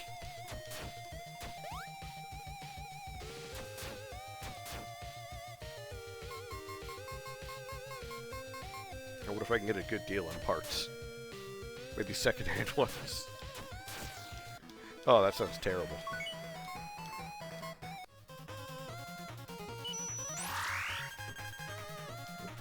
Alright, I believe that is all of them. That's all of the seals, I believe.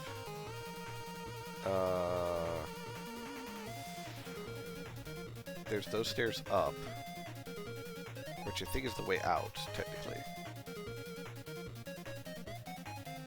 Yeah.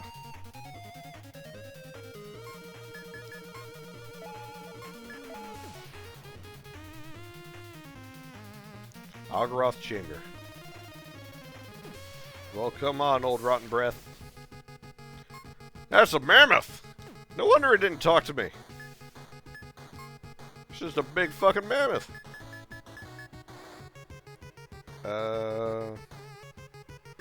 Drop physical defense up. Gonna attack.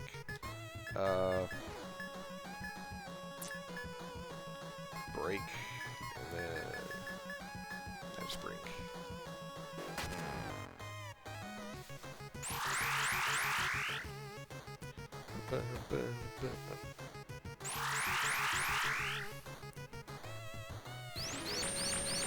I like this. It's been mini dungeons within a dungeon in order to get to, honestly, just almost regular bosses. Ow! That hurt a lot.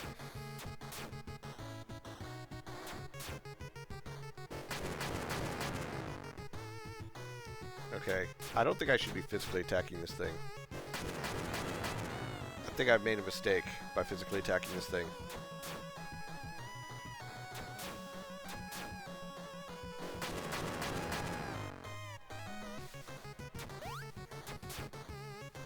Oh, boy. Well, guess it's a little too late for that. Recovery field. Recovery field. How do you feel about an Armageddon? A poison. And,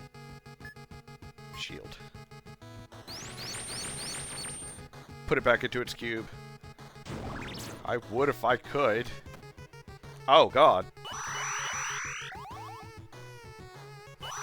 50 seniors down. God, I like Armageddon. It's pretty much like an orbital laser.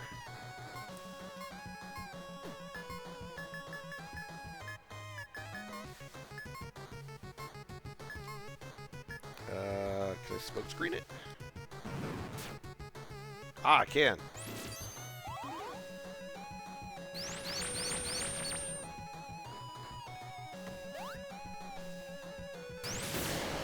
Yeah, every time I play, I cast, frickin' Armageddon, all I can think of is it's just a straight up orbital laser.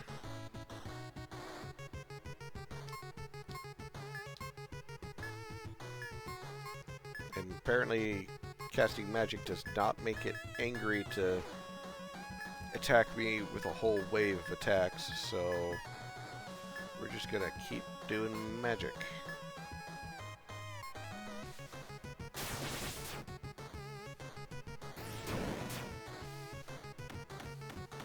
Never mind, it still does shockwave. But at least it does shockwave and not, oh yeah, I'm gonna spam defense down and then do shockwave.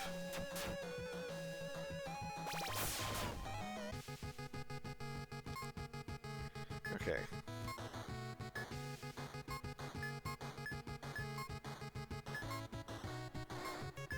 Do I have anything even stronger?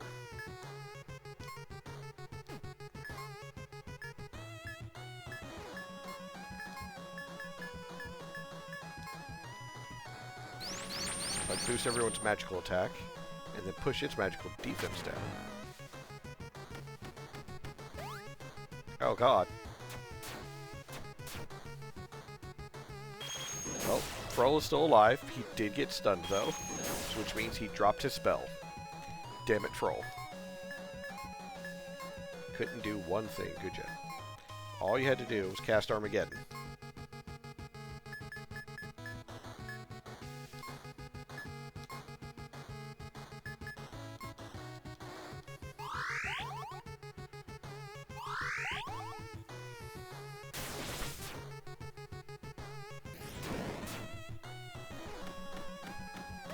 Ah, damn it. Resurrect your brother. Cast Regenerate. And then cast Mana Spring 2. Just to be safe. Freshen out everybody. Are you still blinded? You're not. Okay.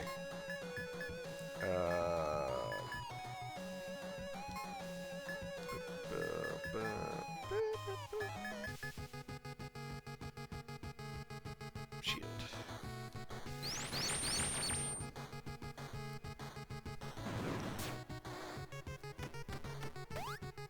Ow. Thing is, I don't want to kill it and one of my party members be down, and I have them further behind on frickin'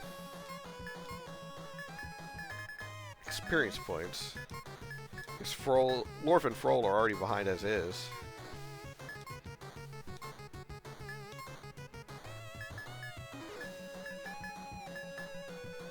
Can I time stop it?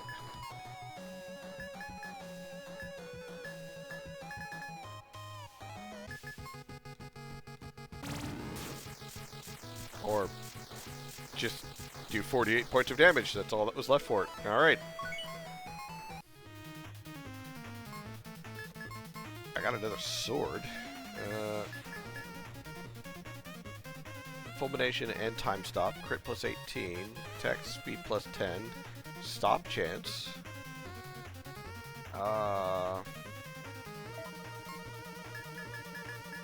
That's obviously better, because that's just Curse Confuse plus crit versus higher crit, attack speed, stop chance, and some more magic. Fulmination, I'm pretty sure that's a really strong, yeah, incredible thunder damage. Yeah, I think that's a good trade. I think that's How much more is there left to do for the Mega Review now? It's still 95%. So, to put into perspective, I don't have Relics of Aurelia, which is Plexi's trailer. I don't have it because he's not completed it yet. I don't know if he will. Honestly, I don't blame him because he's currently like remastering a lot of the graphics. So, you know, power to him. I'm not gonna fault him for that. I'll have to think of something else. I'll probably have to do a different way of presenting his. So that, and there's some games that I'm not going to have a trailer for purely because of how I have to present the game and what I want to say about the game. I'm pretty sure the dev don't want to talk to me because it's not going to be pretty. So, that being said, there are, in total, one game left to make a trailer for, and such. And I say make a trailer for because I made 2 trailers for 2 games from footage and sounds that, you know, the devs had given me. But I have 1 left that I need to do. And it's more like each one is just like a quick, temporary trailer showing off a bit of the music, a bit of the gameplay, and so on. Because, yeah. Maybe just show some gameplay at the beginning of the game. That's kind of the plan.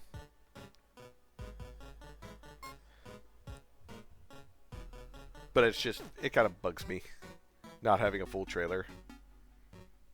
But at the same time, like, I get it. Plexi has had a lot on his plate, and like I said, he's been trying to also remaster the game at the same time. So I'm not really going to fault him.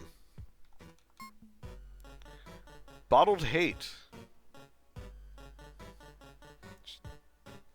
100% aggro. Poison Glyph, yeah. Oop, what's this one? I'll take blind, silence,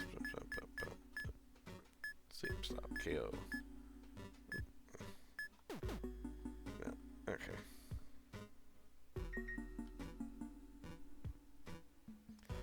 But yeah, so I've been trying to essentially get some early gameplay footage of each of the games to make a trailer if I have to, and other ones it's just more of I'm going to record some of the gameplay of it. Others, on the other hand, I'm probably not even going to do that because that would require me to reinstall the game, and I kind of don't want to reinstall the game. Which sounds bad. And I get it. It is. But you gotta understand, some of this shit's bad.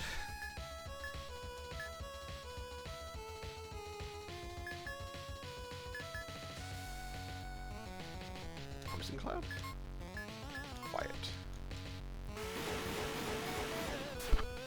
Was it bad? Plexi's? No, Plexi's was actually rather enjoyable. There were some parts of it that definitely needed much more improvement on. But I wouldn't say that it was a bad game.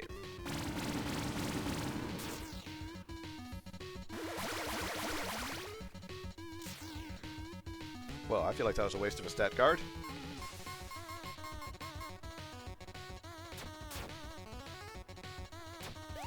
Plexi's game was much more of a puzzle, which I appreciated greatly. There was some aspects of it that I thought could use improvement, pretty much more of the mapping and, you know, stretching out sections because it felt like it was too close and cluttered together.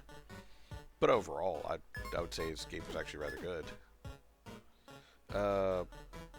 But there are games that I have played that are not good, and since they will be going into the dishonorable mention section, I don't really feel comfortable reaching out to the dev and be like, hey, I need a trailer for your game that I'm going to kind of set on fire for people's entertainment because you made a bad game. So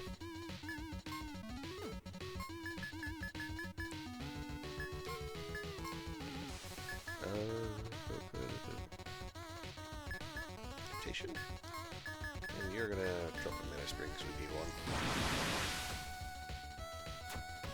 Ow. They're all doing wind magic. Stop that. Yes, tear each other apart. That's much better for me.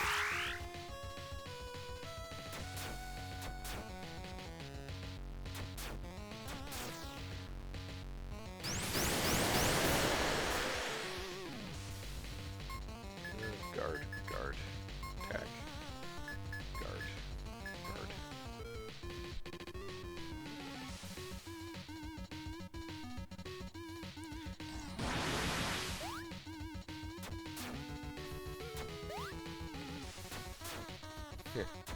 They're all ganging up on the one guy.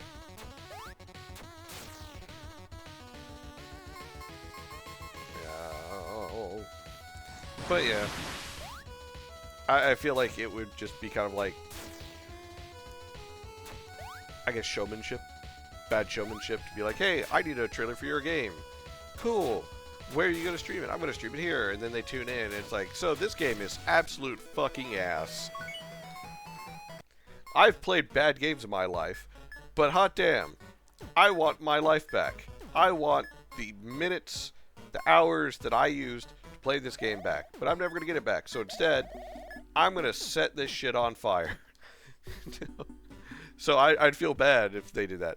Because as I've said before, I don't like the idea of shitting on people's hard work. And there's a lot of games that you can tell work did go into it.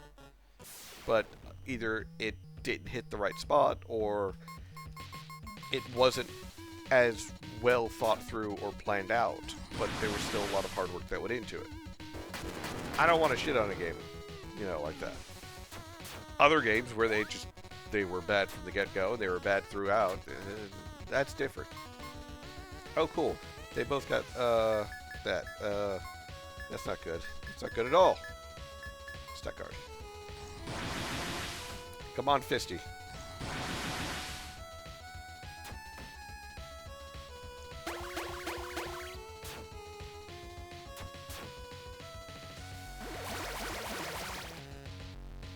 All right. Wait,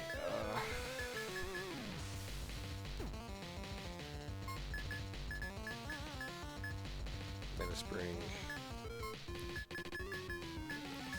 Recovery Field.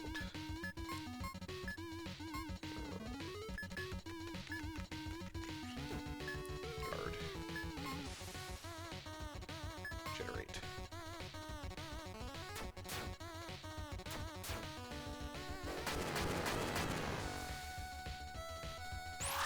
Golly.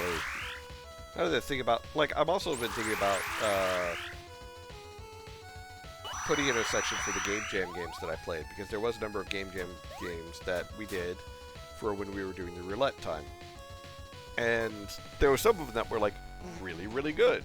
And there were some of them that were not so good. Because, like, some of the good ones were stuff like, you know, the UFO Knot and Copper Knight. So, obviously, I kind of want to give a nod to those. Some of the ones that weren't so good were things like, you know, shoot, what was that one? It was one of the ones that was made in RPG Maker Unite, and it was bad. Like, it was real bad.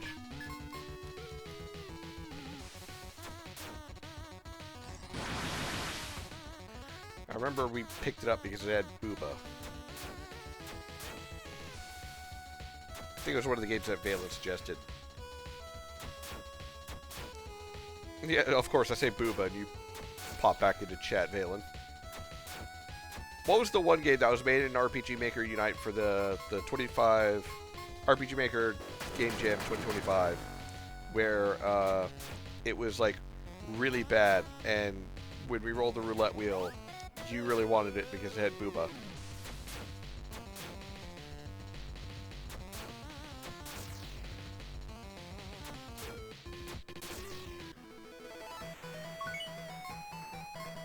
And I'm not talking about the game that Parmless was talking about earlier, with where everything had mega tits. Which that was also a weird game. Why did everything have mega tits? Magic Great Shield.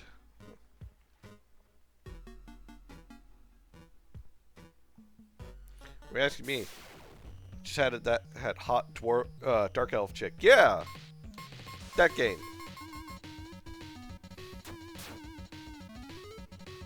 I don't remember the name of it. I was hoping you remembered the name of it.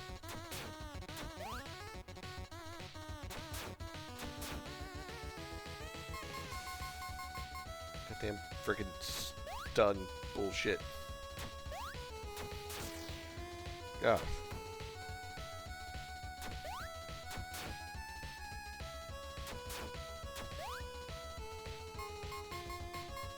Your eyes weren't looking at the... yeah.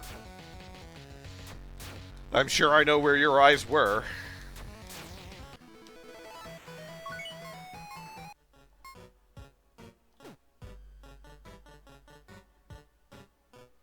Okay, so not this way.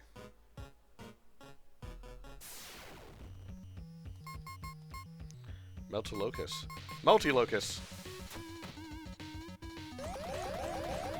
Oh!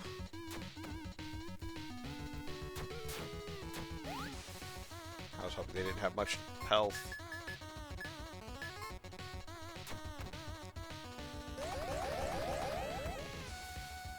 Oh.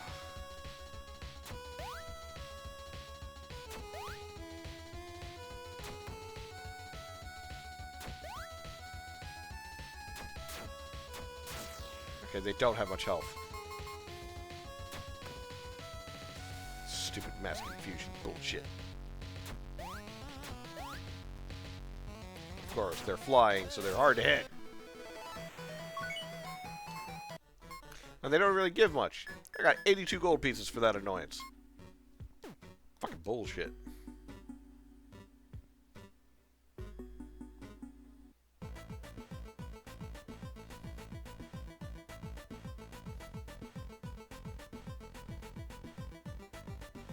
Okay. I have no idea. Ooh. Ooh. Cursed Knights and Stalkers. Well, I'm not a fan of Stalkers.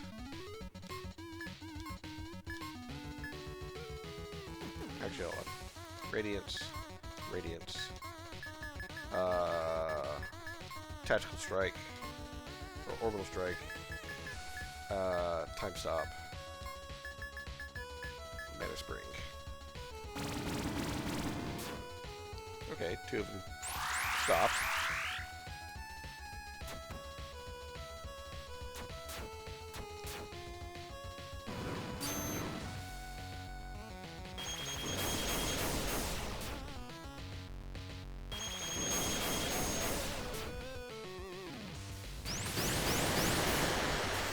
There we go. That was easy peasy.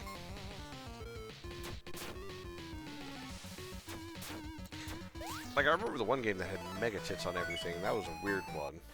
I was honestly kind of worried that I would have to, like, respin the wheel on that one.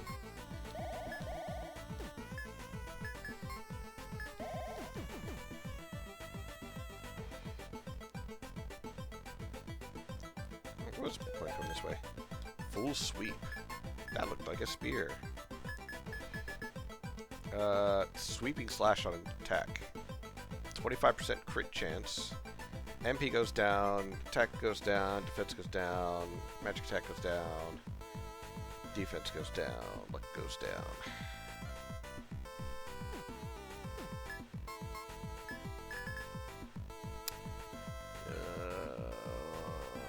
Crit plus 25, but no. I don't think it's worth it.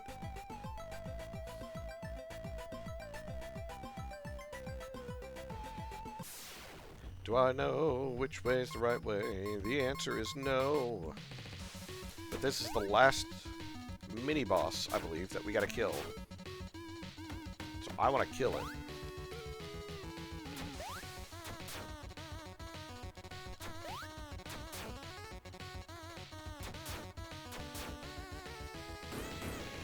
Retaliation aura.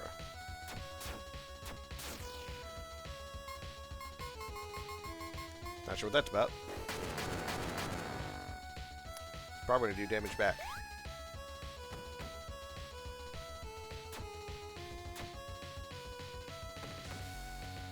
Ow. Huh. So Lorf can hurt it, and Froll can hurt it, but Schmorf and Fisty can't.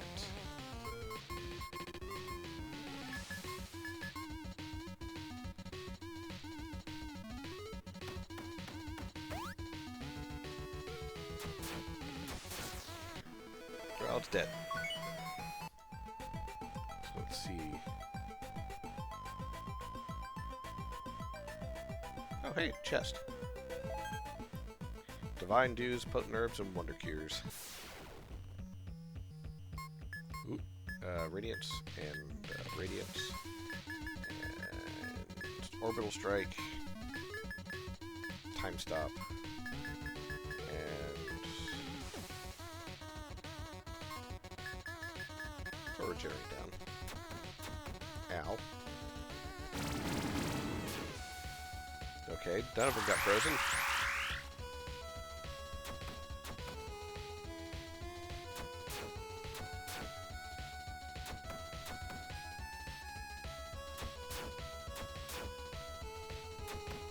Hell, how many attacks does this thing get? And also, why was it Froll healing counterattacks like he normally does?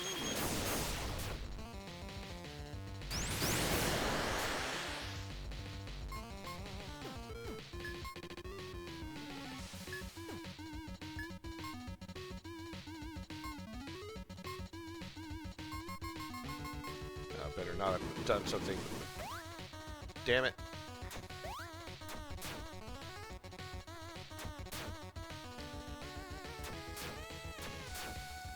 Stupid furry. Out of my way so I can kill the furry. Damn it! Froll didn't get any of that experience.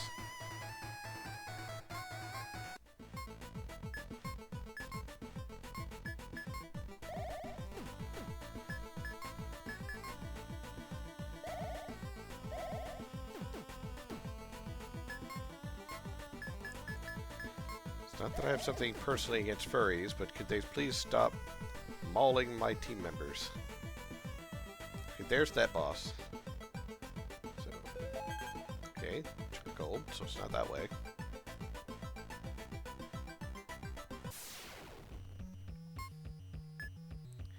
Alright,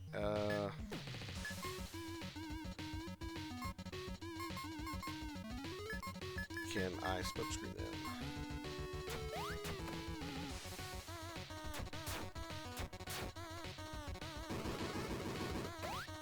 Ow.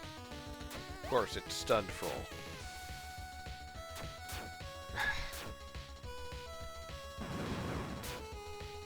Okay, can stun, smokescreen them. That's good. Ow.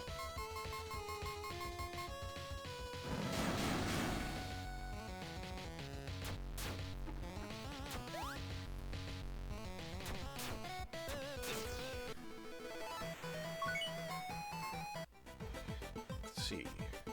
This chest. Dragon scales. Yeah, that's also going to be pretty useful.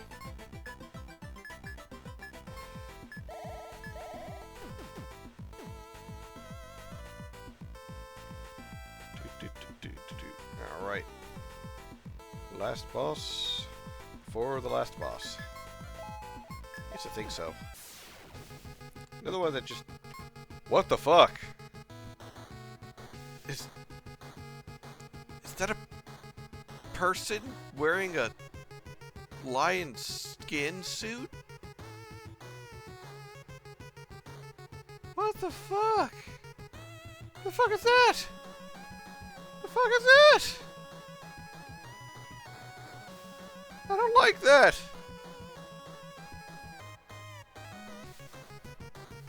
What the fuck is that?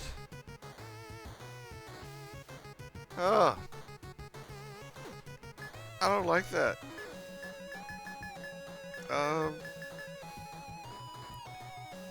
What's stat card? Regenerate. You're gonna Dusk Strike. You're gonna blind it. And, you're gonna Mana Spring. Ow. Okay, attack downs and gets 3 attacks. 4 attacks. Okay, I don't think it likes physical attacks, because it did attack downs twice.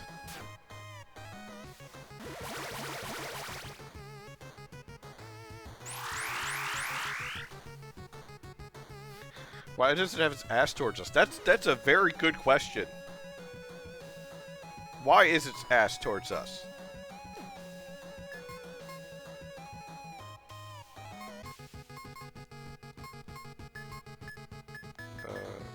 Power.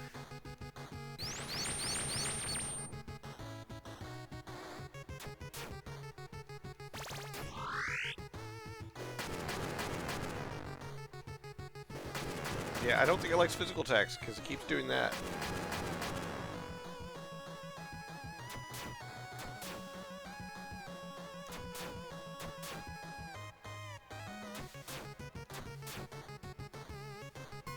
Alright, magic.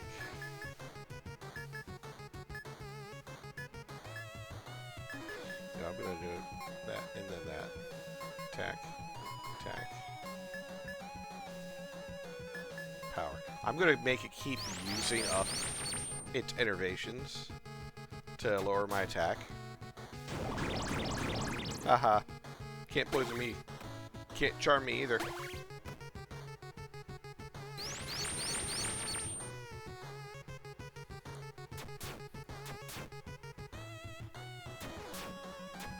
Oh, some lovely crit control.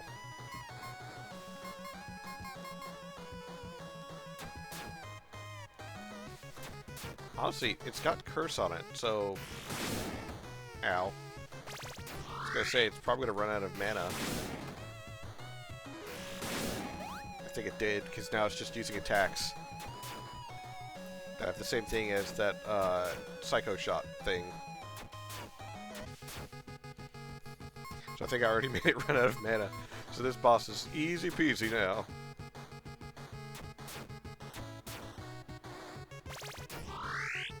Yeah, steal my MP, that's perfectly fine. You're gonna lose it again.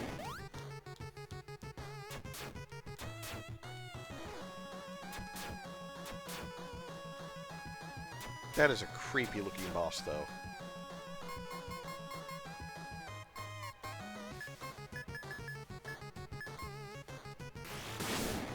Ow. Ow. Ow. So why the fuck's picking on Froll?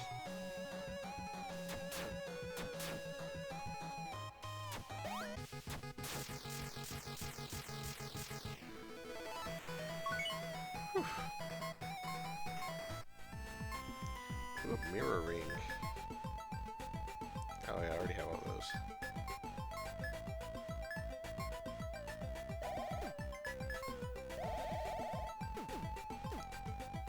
Alright, that one's down. And now we can leave. So that was the shortest of them.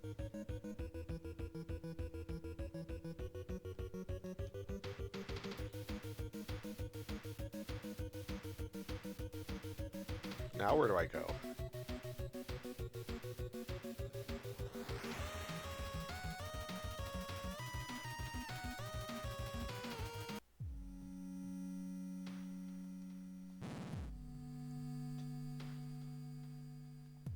Because I fought my way down here.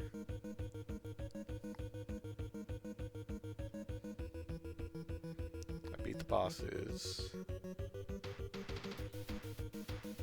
Do I now go back up to Scar-Scarmonde? Like back up to town?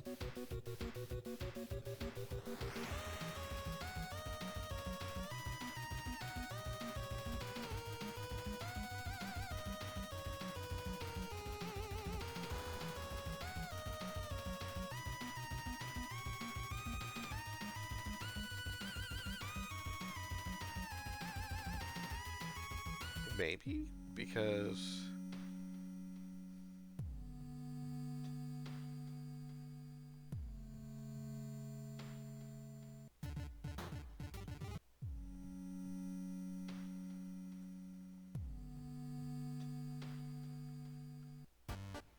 out here is just this place. Oh, she's gone. So I guess I do have to go to Scar-Scarmonde. That means things have changed. Oh wow, things have definitely changed. Hey guy, how you doing? Enticed by the promise of a better, greater life, of renewed purpose, we did the unthinkable to chase after some distant possibility, didn't we? Only to become ensnared by Scar-Scarmonde. Wow, you're looking rough.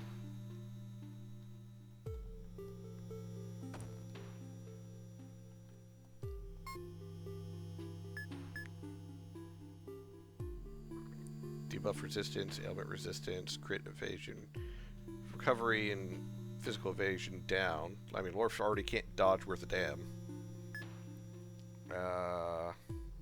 Resistance boost healing, thinking cap. Temporary activities.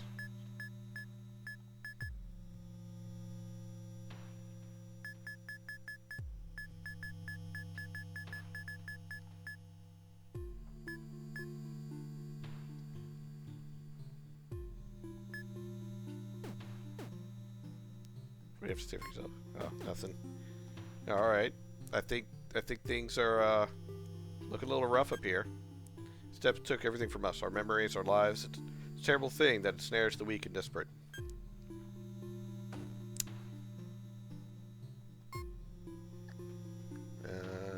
Debuff. No. Ooh. Max HP goes up, physical attack's the same, HP is the same. Agility and luck go up, but physical defense, magic defense goes down. 5% recovery per turn, recovery plus 25%. I'm sure. No.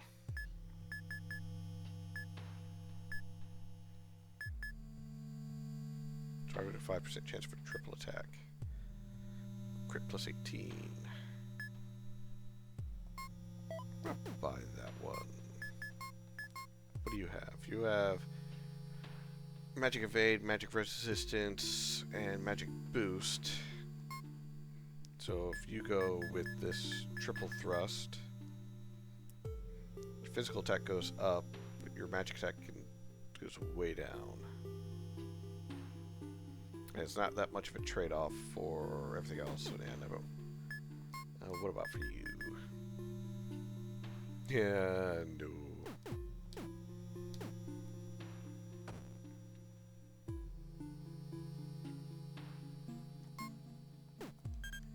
Are you the ones, they who stand at the foot of Limdale's gates? Well, now you see the truth of things. When you fail, Scar-Scarmonde will again return to how it was upon your arrival. It will await others like us, feeding on our souls to expand the labyrinth beneath us.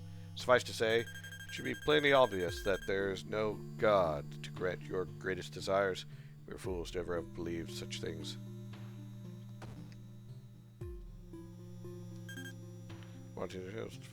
Yeah, I'll rest. 750 gold. Creepy person.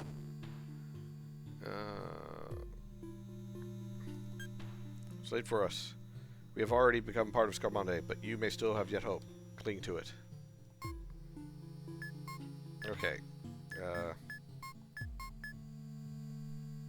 I need a whole bunch of level 1s.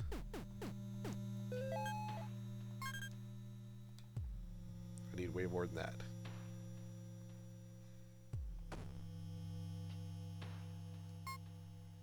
Oh, cool. I can now buy orbs. I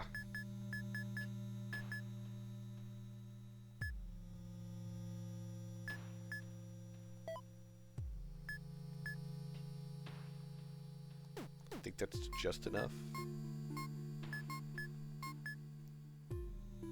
Yeah, and then I need 13 level 3s. There. And let's see, I've got a bunch of these, bunch of these, bunch of those. Probably do a few more of those, but I definitely need more of you. And more of you.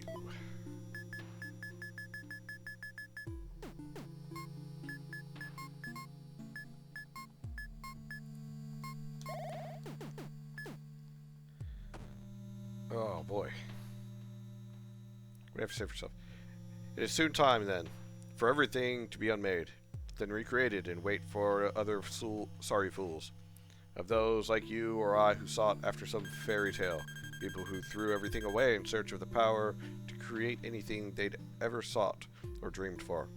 Only in hindsight do all my sins become so blindingly apparent. Well, this shit got bleak.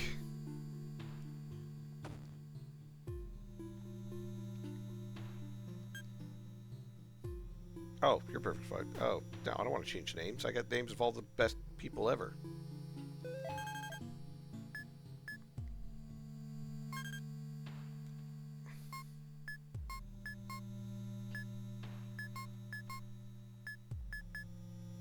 Is there anything else that I could put on the heroes?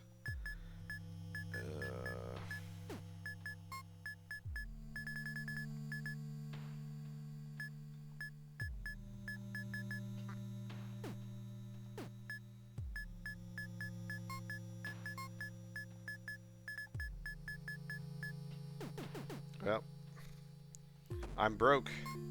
I've got a bunch of potions, a fistful of dreams, a dream to fist.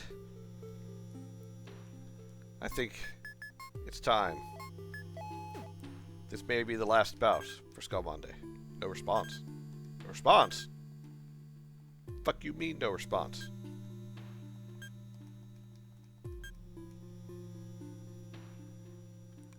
Or am I supposed to go down through here now? Guess so.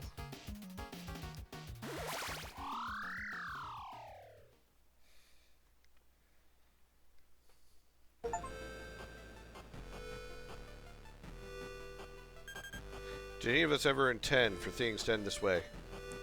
For our goal to be just within arm's reach and snatched away? I would have preferred to live with my delusions, ignorant bliss, than now be so painfully aware of my actions. I loved my son. Would have gladly did, my life for him. But that means absolutely nothing now, doesn't it? Because this wish we were promised was nothing but a ruse, and Cell is never coming back. And even if he did, if I were able to bring him back to life, he'd be without his mother. He left in care of that worthless man I chose to love. Alcus claimed to love our son more than anyone. It broke him. I witnessed him become undone by our son's death. And who was it that gave their life for him? Who sacrificed absolutely everything for him? You'll have to forgive me, adventurers. I'm sure you also have had justified reasons for coming here. You cannot go any further. Please, turn back. If you walk away, I will not give chase. But know that I will not allow you to go beyond this point. Somewhere within me burns the smallest ember of hope. Hope that, somehow, I can make this work. That my wish will come true. So I will give you this chance, please. Roll credits? Nah. I see. Cannot blame you. I know all too well how you must feel. This is the end for you. Goodbye. Ah, sweet. Custom art for it, too. You're a magic person, so I'm just gonna, if it's okay with you, I'm just gonna, it's okay with you, I'm just gonna smack the shit out of you. And you tell her to shut up, and just to be safe, you do a stat guard. Ow!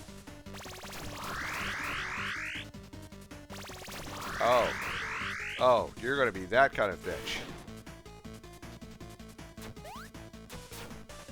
I see a counter judgment. Counter judgment.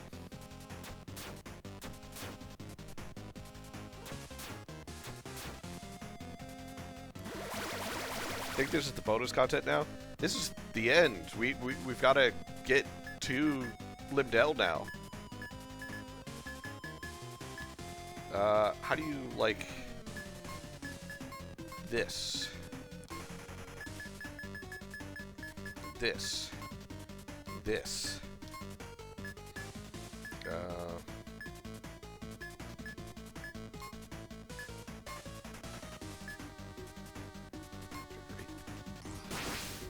Fuddling grease. Haha.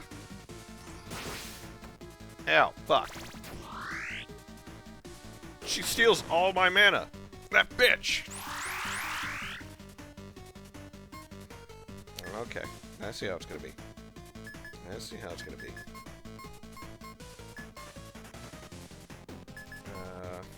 Dragon scale.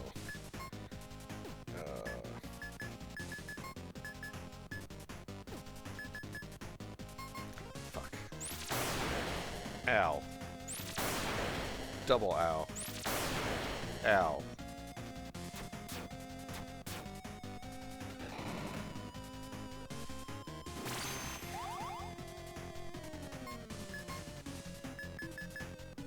Life giver, and then magic defense. I don't have a high chance of actually hitting her with probably any shutting the fuck up spell.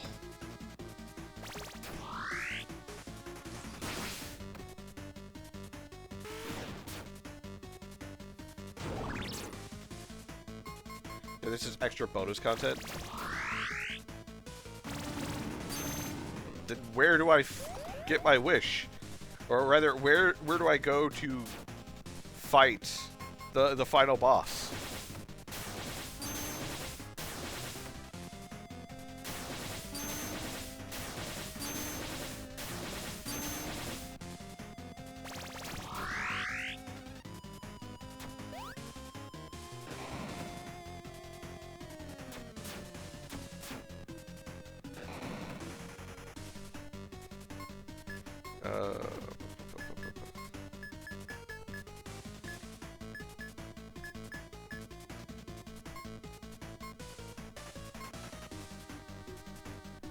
I killed the dragon that was the original final boss.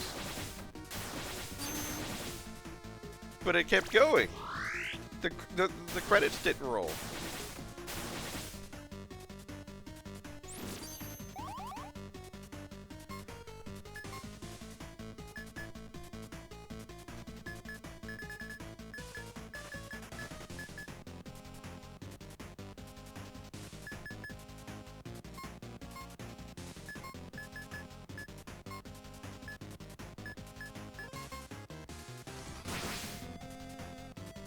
I didn't see no credits. Oh.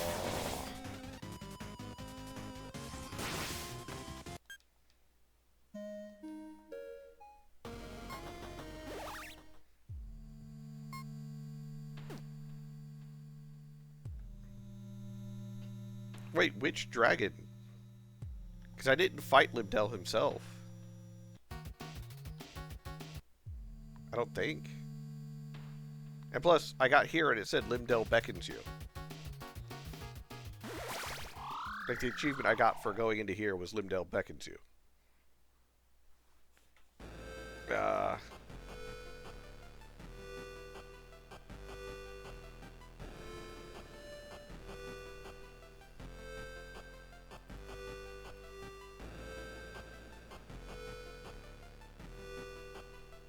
Yeah, I haven't completed the game.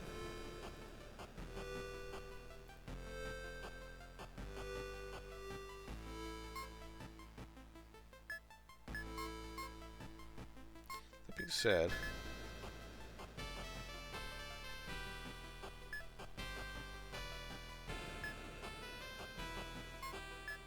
anything else I can reflect magic for?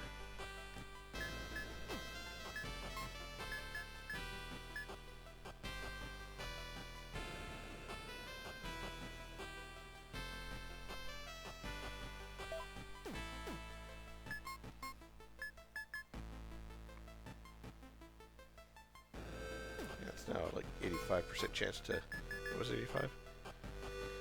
Yeah, 85 chance to reflect magic.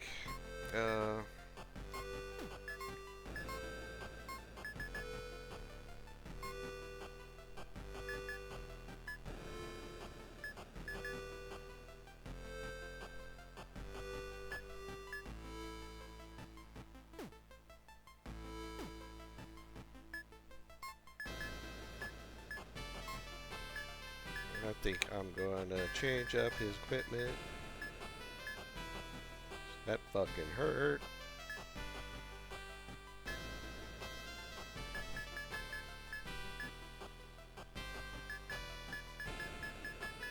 Because that fucking shit hurt. Where is it?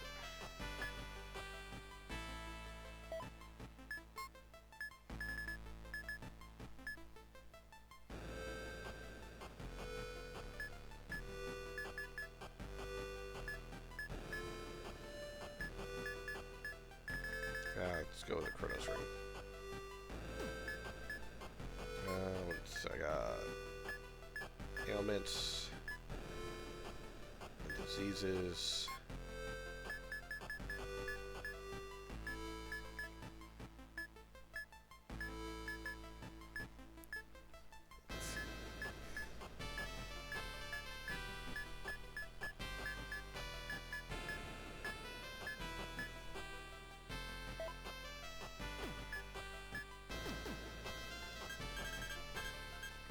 Yeah, I get it. You're a powerful wizard who's trying to get through.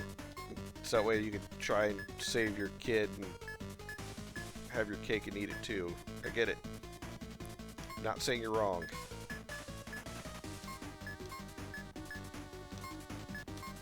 What I am saying, though, is, God, I hope I can curse you or something.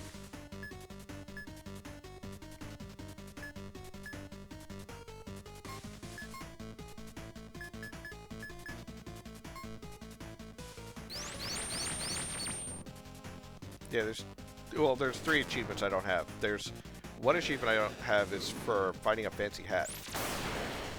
God fucking damn it.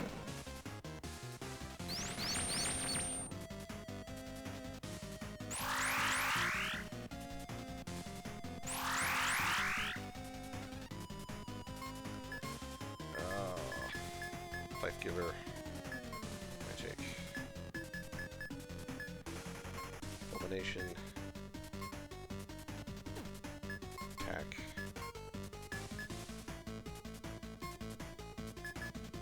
Mirror.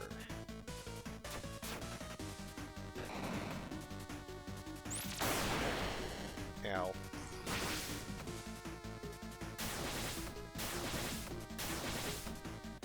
Stop that shit.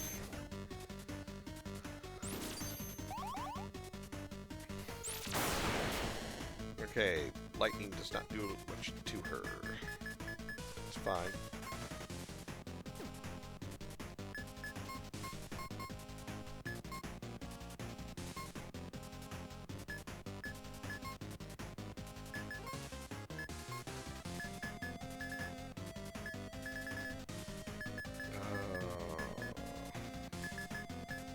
Poison, maybe. Nope.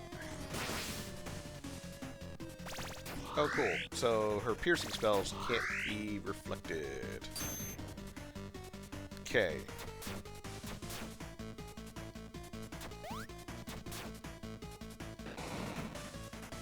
Counter Judgment can't either.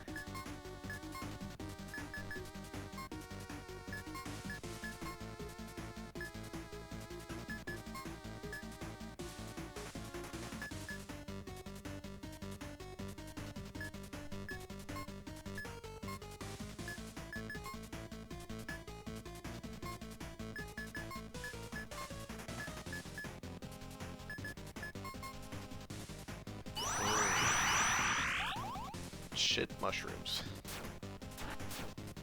Oh, cool. She's stunned. That at least buys me a turn. So she can be stunned.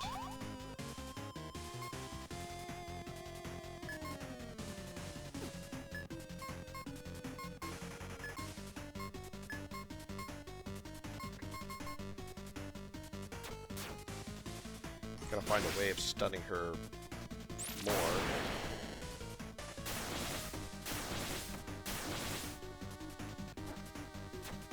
Or increasing the chances of stunning her. Ah, cool. That worked, but unfortunately, it after the turn, so doesn't help one bit.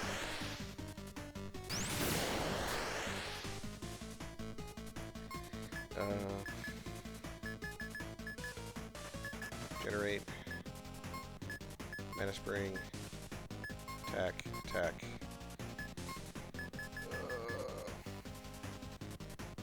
Physical down. Let's do Hasten.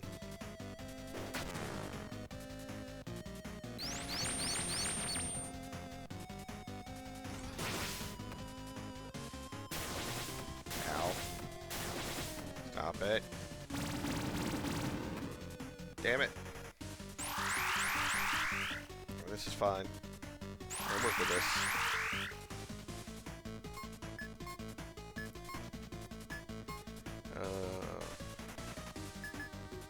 Magic defense.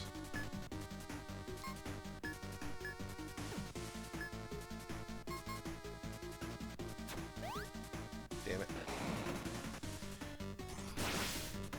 Ow. No.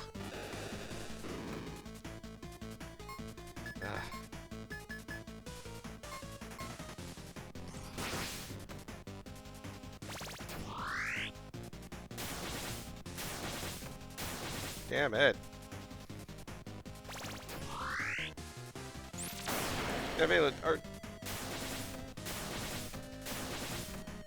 I feel like you're fooling me. This is definitely hard boss territory. Fuck shit. What is this orb for if it's not for the final boss?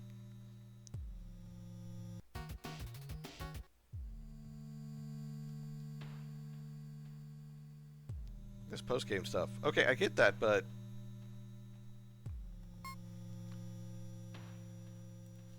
hold on.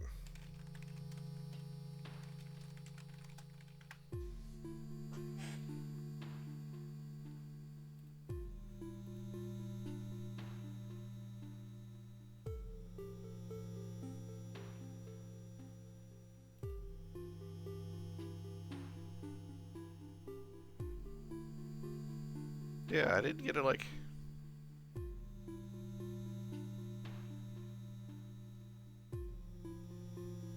The origin of the original game fucks this town over. Congrats.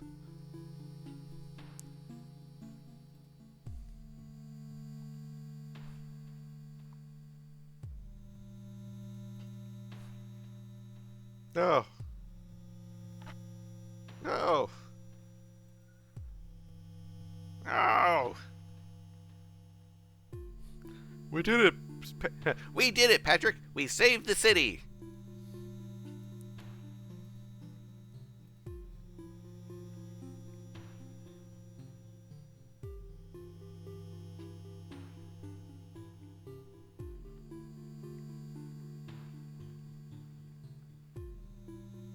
I don't know.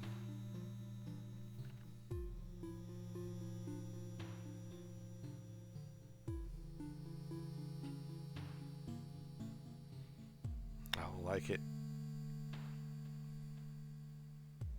Oh, wait. No, hold on. Is this a game with different endings?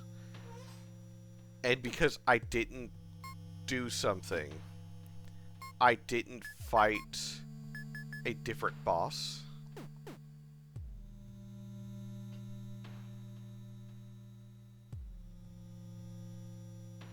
Is that what happened?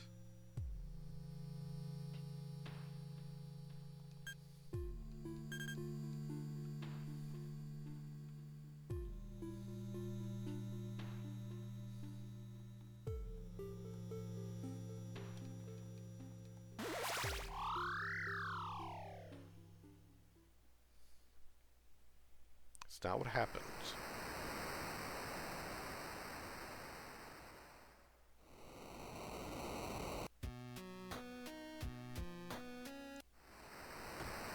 Post-game has harder bosses plus the final, or the true final boss. Oh.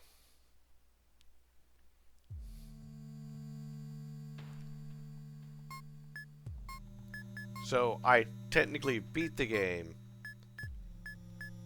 But I didn't get the true ending because there's more game to go.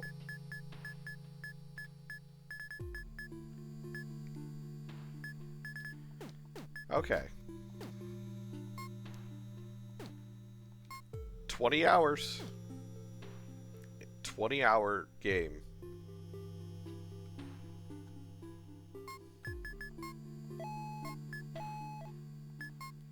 Either way, it's 10:30. I just realized what time it is. Well, 10:37. But I think I get it now. I think I get what you're saying, Valen.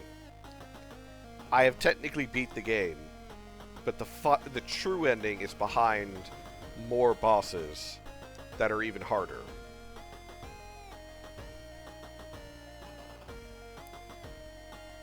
You can go backwards from the bottom up to see something cool, since the original path is closed. Ugh. It's gonna take me forever to remember how to do that. That being said, I might do that in my off time. Because honestly, I might still keep throwing myself against the wall for these bosses and for this true ending, or the true final boss, because this game has been so fucking fun. Like, I know a lot of people are like, it's just like your classic JRPG. You don't get it. That's the joy of it.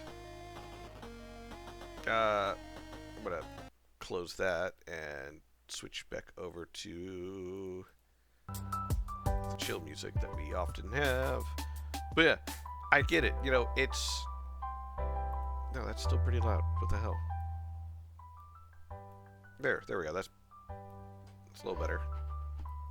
So, it's a classic JRPG kind of game. It's really fun. It's really awesome.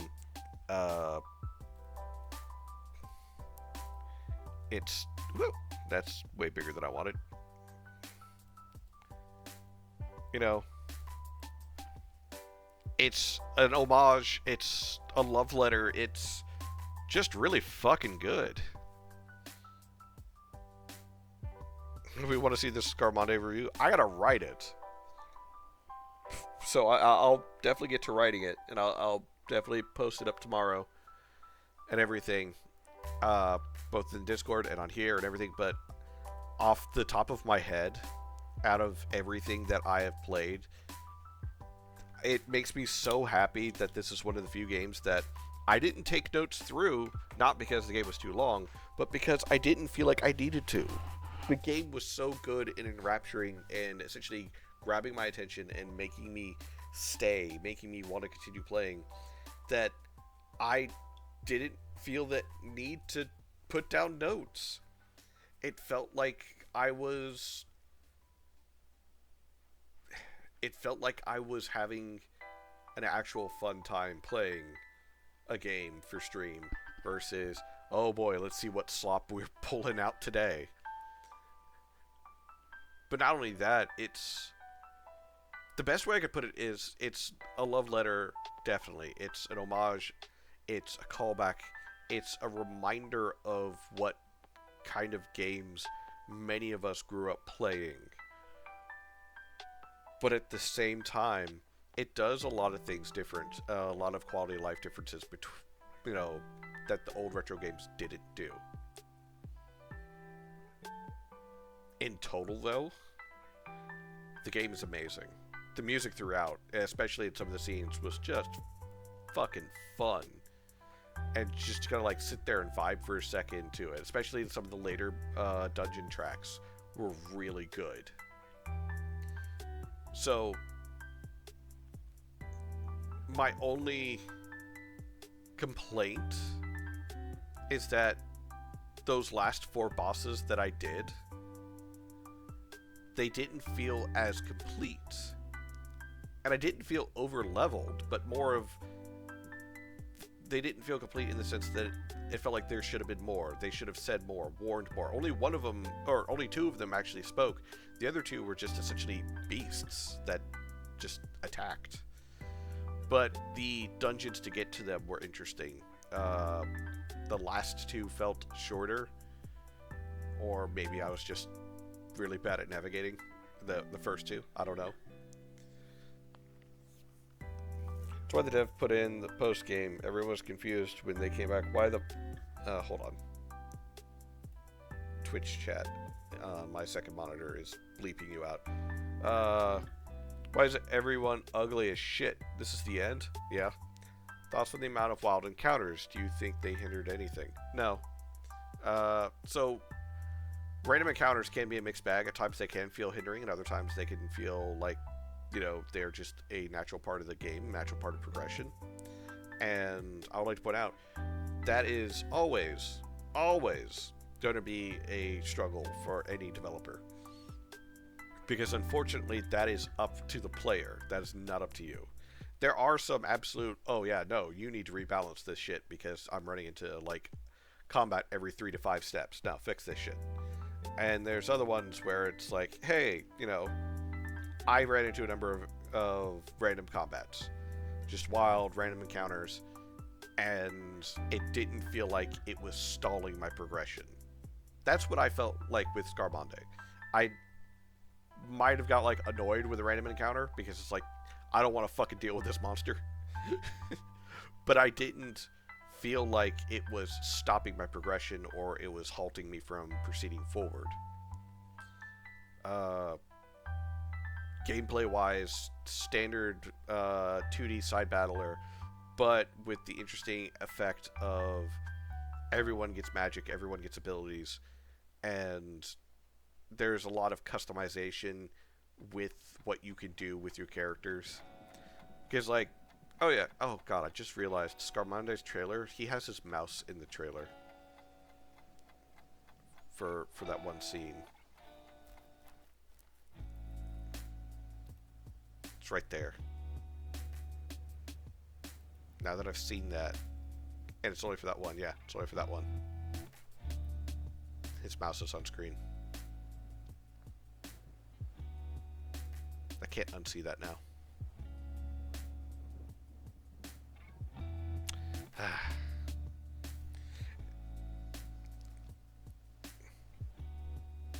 Just noticed it right before I pointed it out. It shows the window is funny. Yeah, I think maybe he needs to go back and re-record the trailer. I don't know. The game's been out for a year, and I feel like that is a sin that it's been out for a year and only has 173 positive reviews on it. It should have way more. In regards to the story-wise, it is a little confusing considering that you get back to the town and everyone's, you know, essentially zombies and everything's gone to shit, and there's no clear cut of like, congrats, you freed Scar-Monde or anything like that. It's just you're wandering around. There should be a clear cut end, like roll credits. That's it. But at the same time, I fully understand where the dev's coming from and where other players are coming from. It's like, what, this is the ending? It's like, yeah, that's the ending. Story-wise, though, I feel like it's very interesting because you interact with a lot of the characters throughout. There's a number that actually I honestly lost track of, and I wonder if I can go back and find them, or find them better through another playthrough. But how you're essentially following behind some of these NPCs, talking with them as they progress alongside you. Ooh, excuse me, sometimes a little ahead of you. And they have their own desires, their own wish that they wish. What the fuck? I had a weird double burp stuck, and it wasn't a full burp, it was just more of like a single bubble. What the fuck? Anyways, the interactions with the NPCs and how they're each dynamic and what their desires, their stories of like why they came to Scar-Monde, what they're hoping to achieve, that I fully love. In regards to how story is given to you in bites if you seek it out, I also like that, because you could also just not really talk to very many NPCs and just kind of go around killing shit and kind of get to the same ending. But talking to the NPCs helps shed more light upon the world and gives you more information as to what you're doing. And I like that.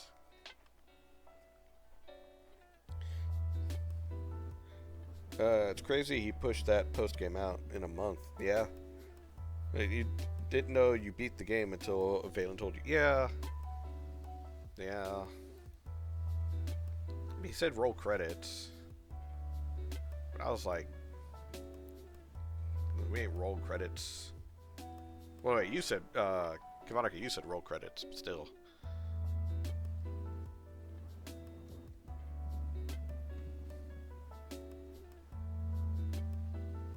I don't know.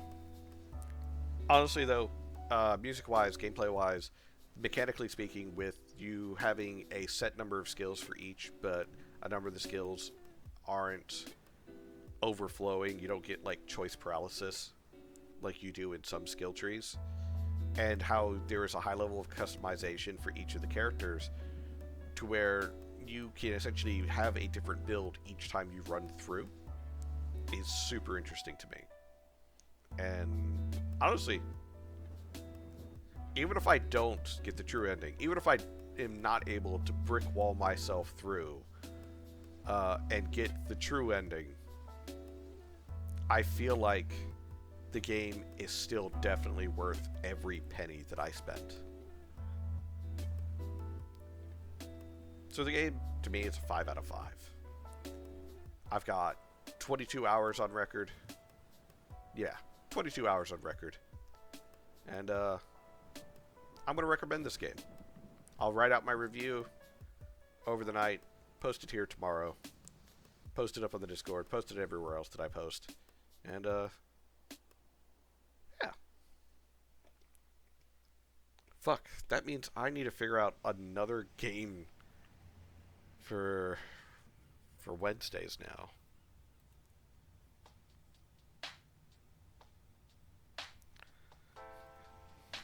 That jerky added credits to that true final boss. Alright, right? Who the fuck does that? Ugh.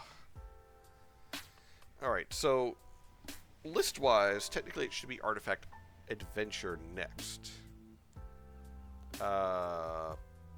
We still have apparently some of Yggdrasil Chronicles: A Record of Alcadia to go through. I plan on going through that because apparently I'm already halfway through the game. Might as well do the other half. Yeah. Perhaps you could look at your other games to review. That's what I'm doing. I'm looking at the list right now. Technically up next, it would be Artifact Ocean. I keep saying Artifact Ocean. It's Artifact Adventure and Wooden Ocean. Our Dying World, DAM Champion, Kingdom of Neighbor, Legend of Slaurelis? I'm losing my ability to speak. What the fuck? Well, in your review list to see if they work before playing. Yeah, I gotta essentially look at them to make sure that they are, like, a good fit and everything. I think you made the custom sprite for the bosses you fight, but you had the dev behind Don't Look Outside make the true final boss for the post-game. Oh, now I really want to get to the post-game and fight that final boss. I don't have the spoons to essentially brick wall myself right now, though. Paralysis. I got paralysis. No, Solaris. Scalaris? It's fucking Valen's game, alright? I'm having a speech impediment moment, and I'm losing the ability to pronounce his fucking game. Hold on. See if I can pull it up on stream. Yeah, there it is.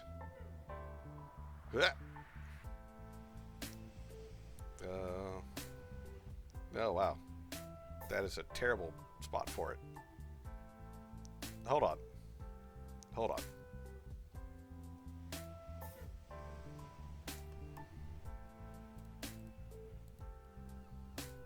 There we go. That's better. That's the stream schedule.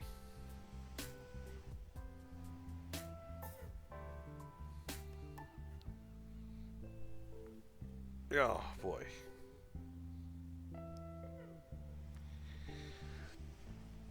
I was trying to say your name, Valen, because I was having a moment where I couldn't pronounce it. Gotta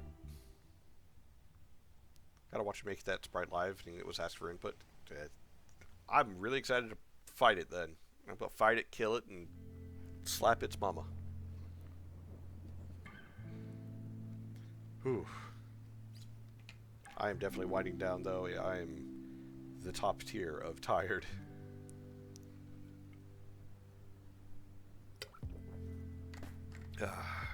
Blessed water. You clean my kidneys. You make me not want to die. Alright. So yeah. This is what we're looking at. Like I said, as always, I gotta review games before I actually play them. Because I gotta make sure, one, that they work. Two, that it's not gonna be another incident of I boot up the game and it's just so fucking unfun that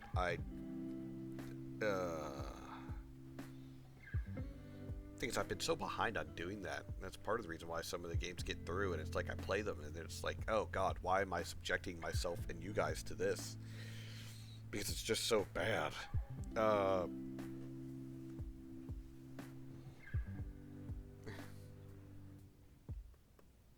By the time I get to yours, it would probably update it. Probably.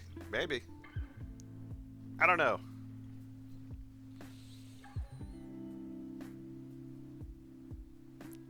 I know what. I know what.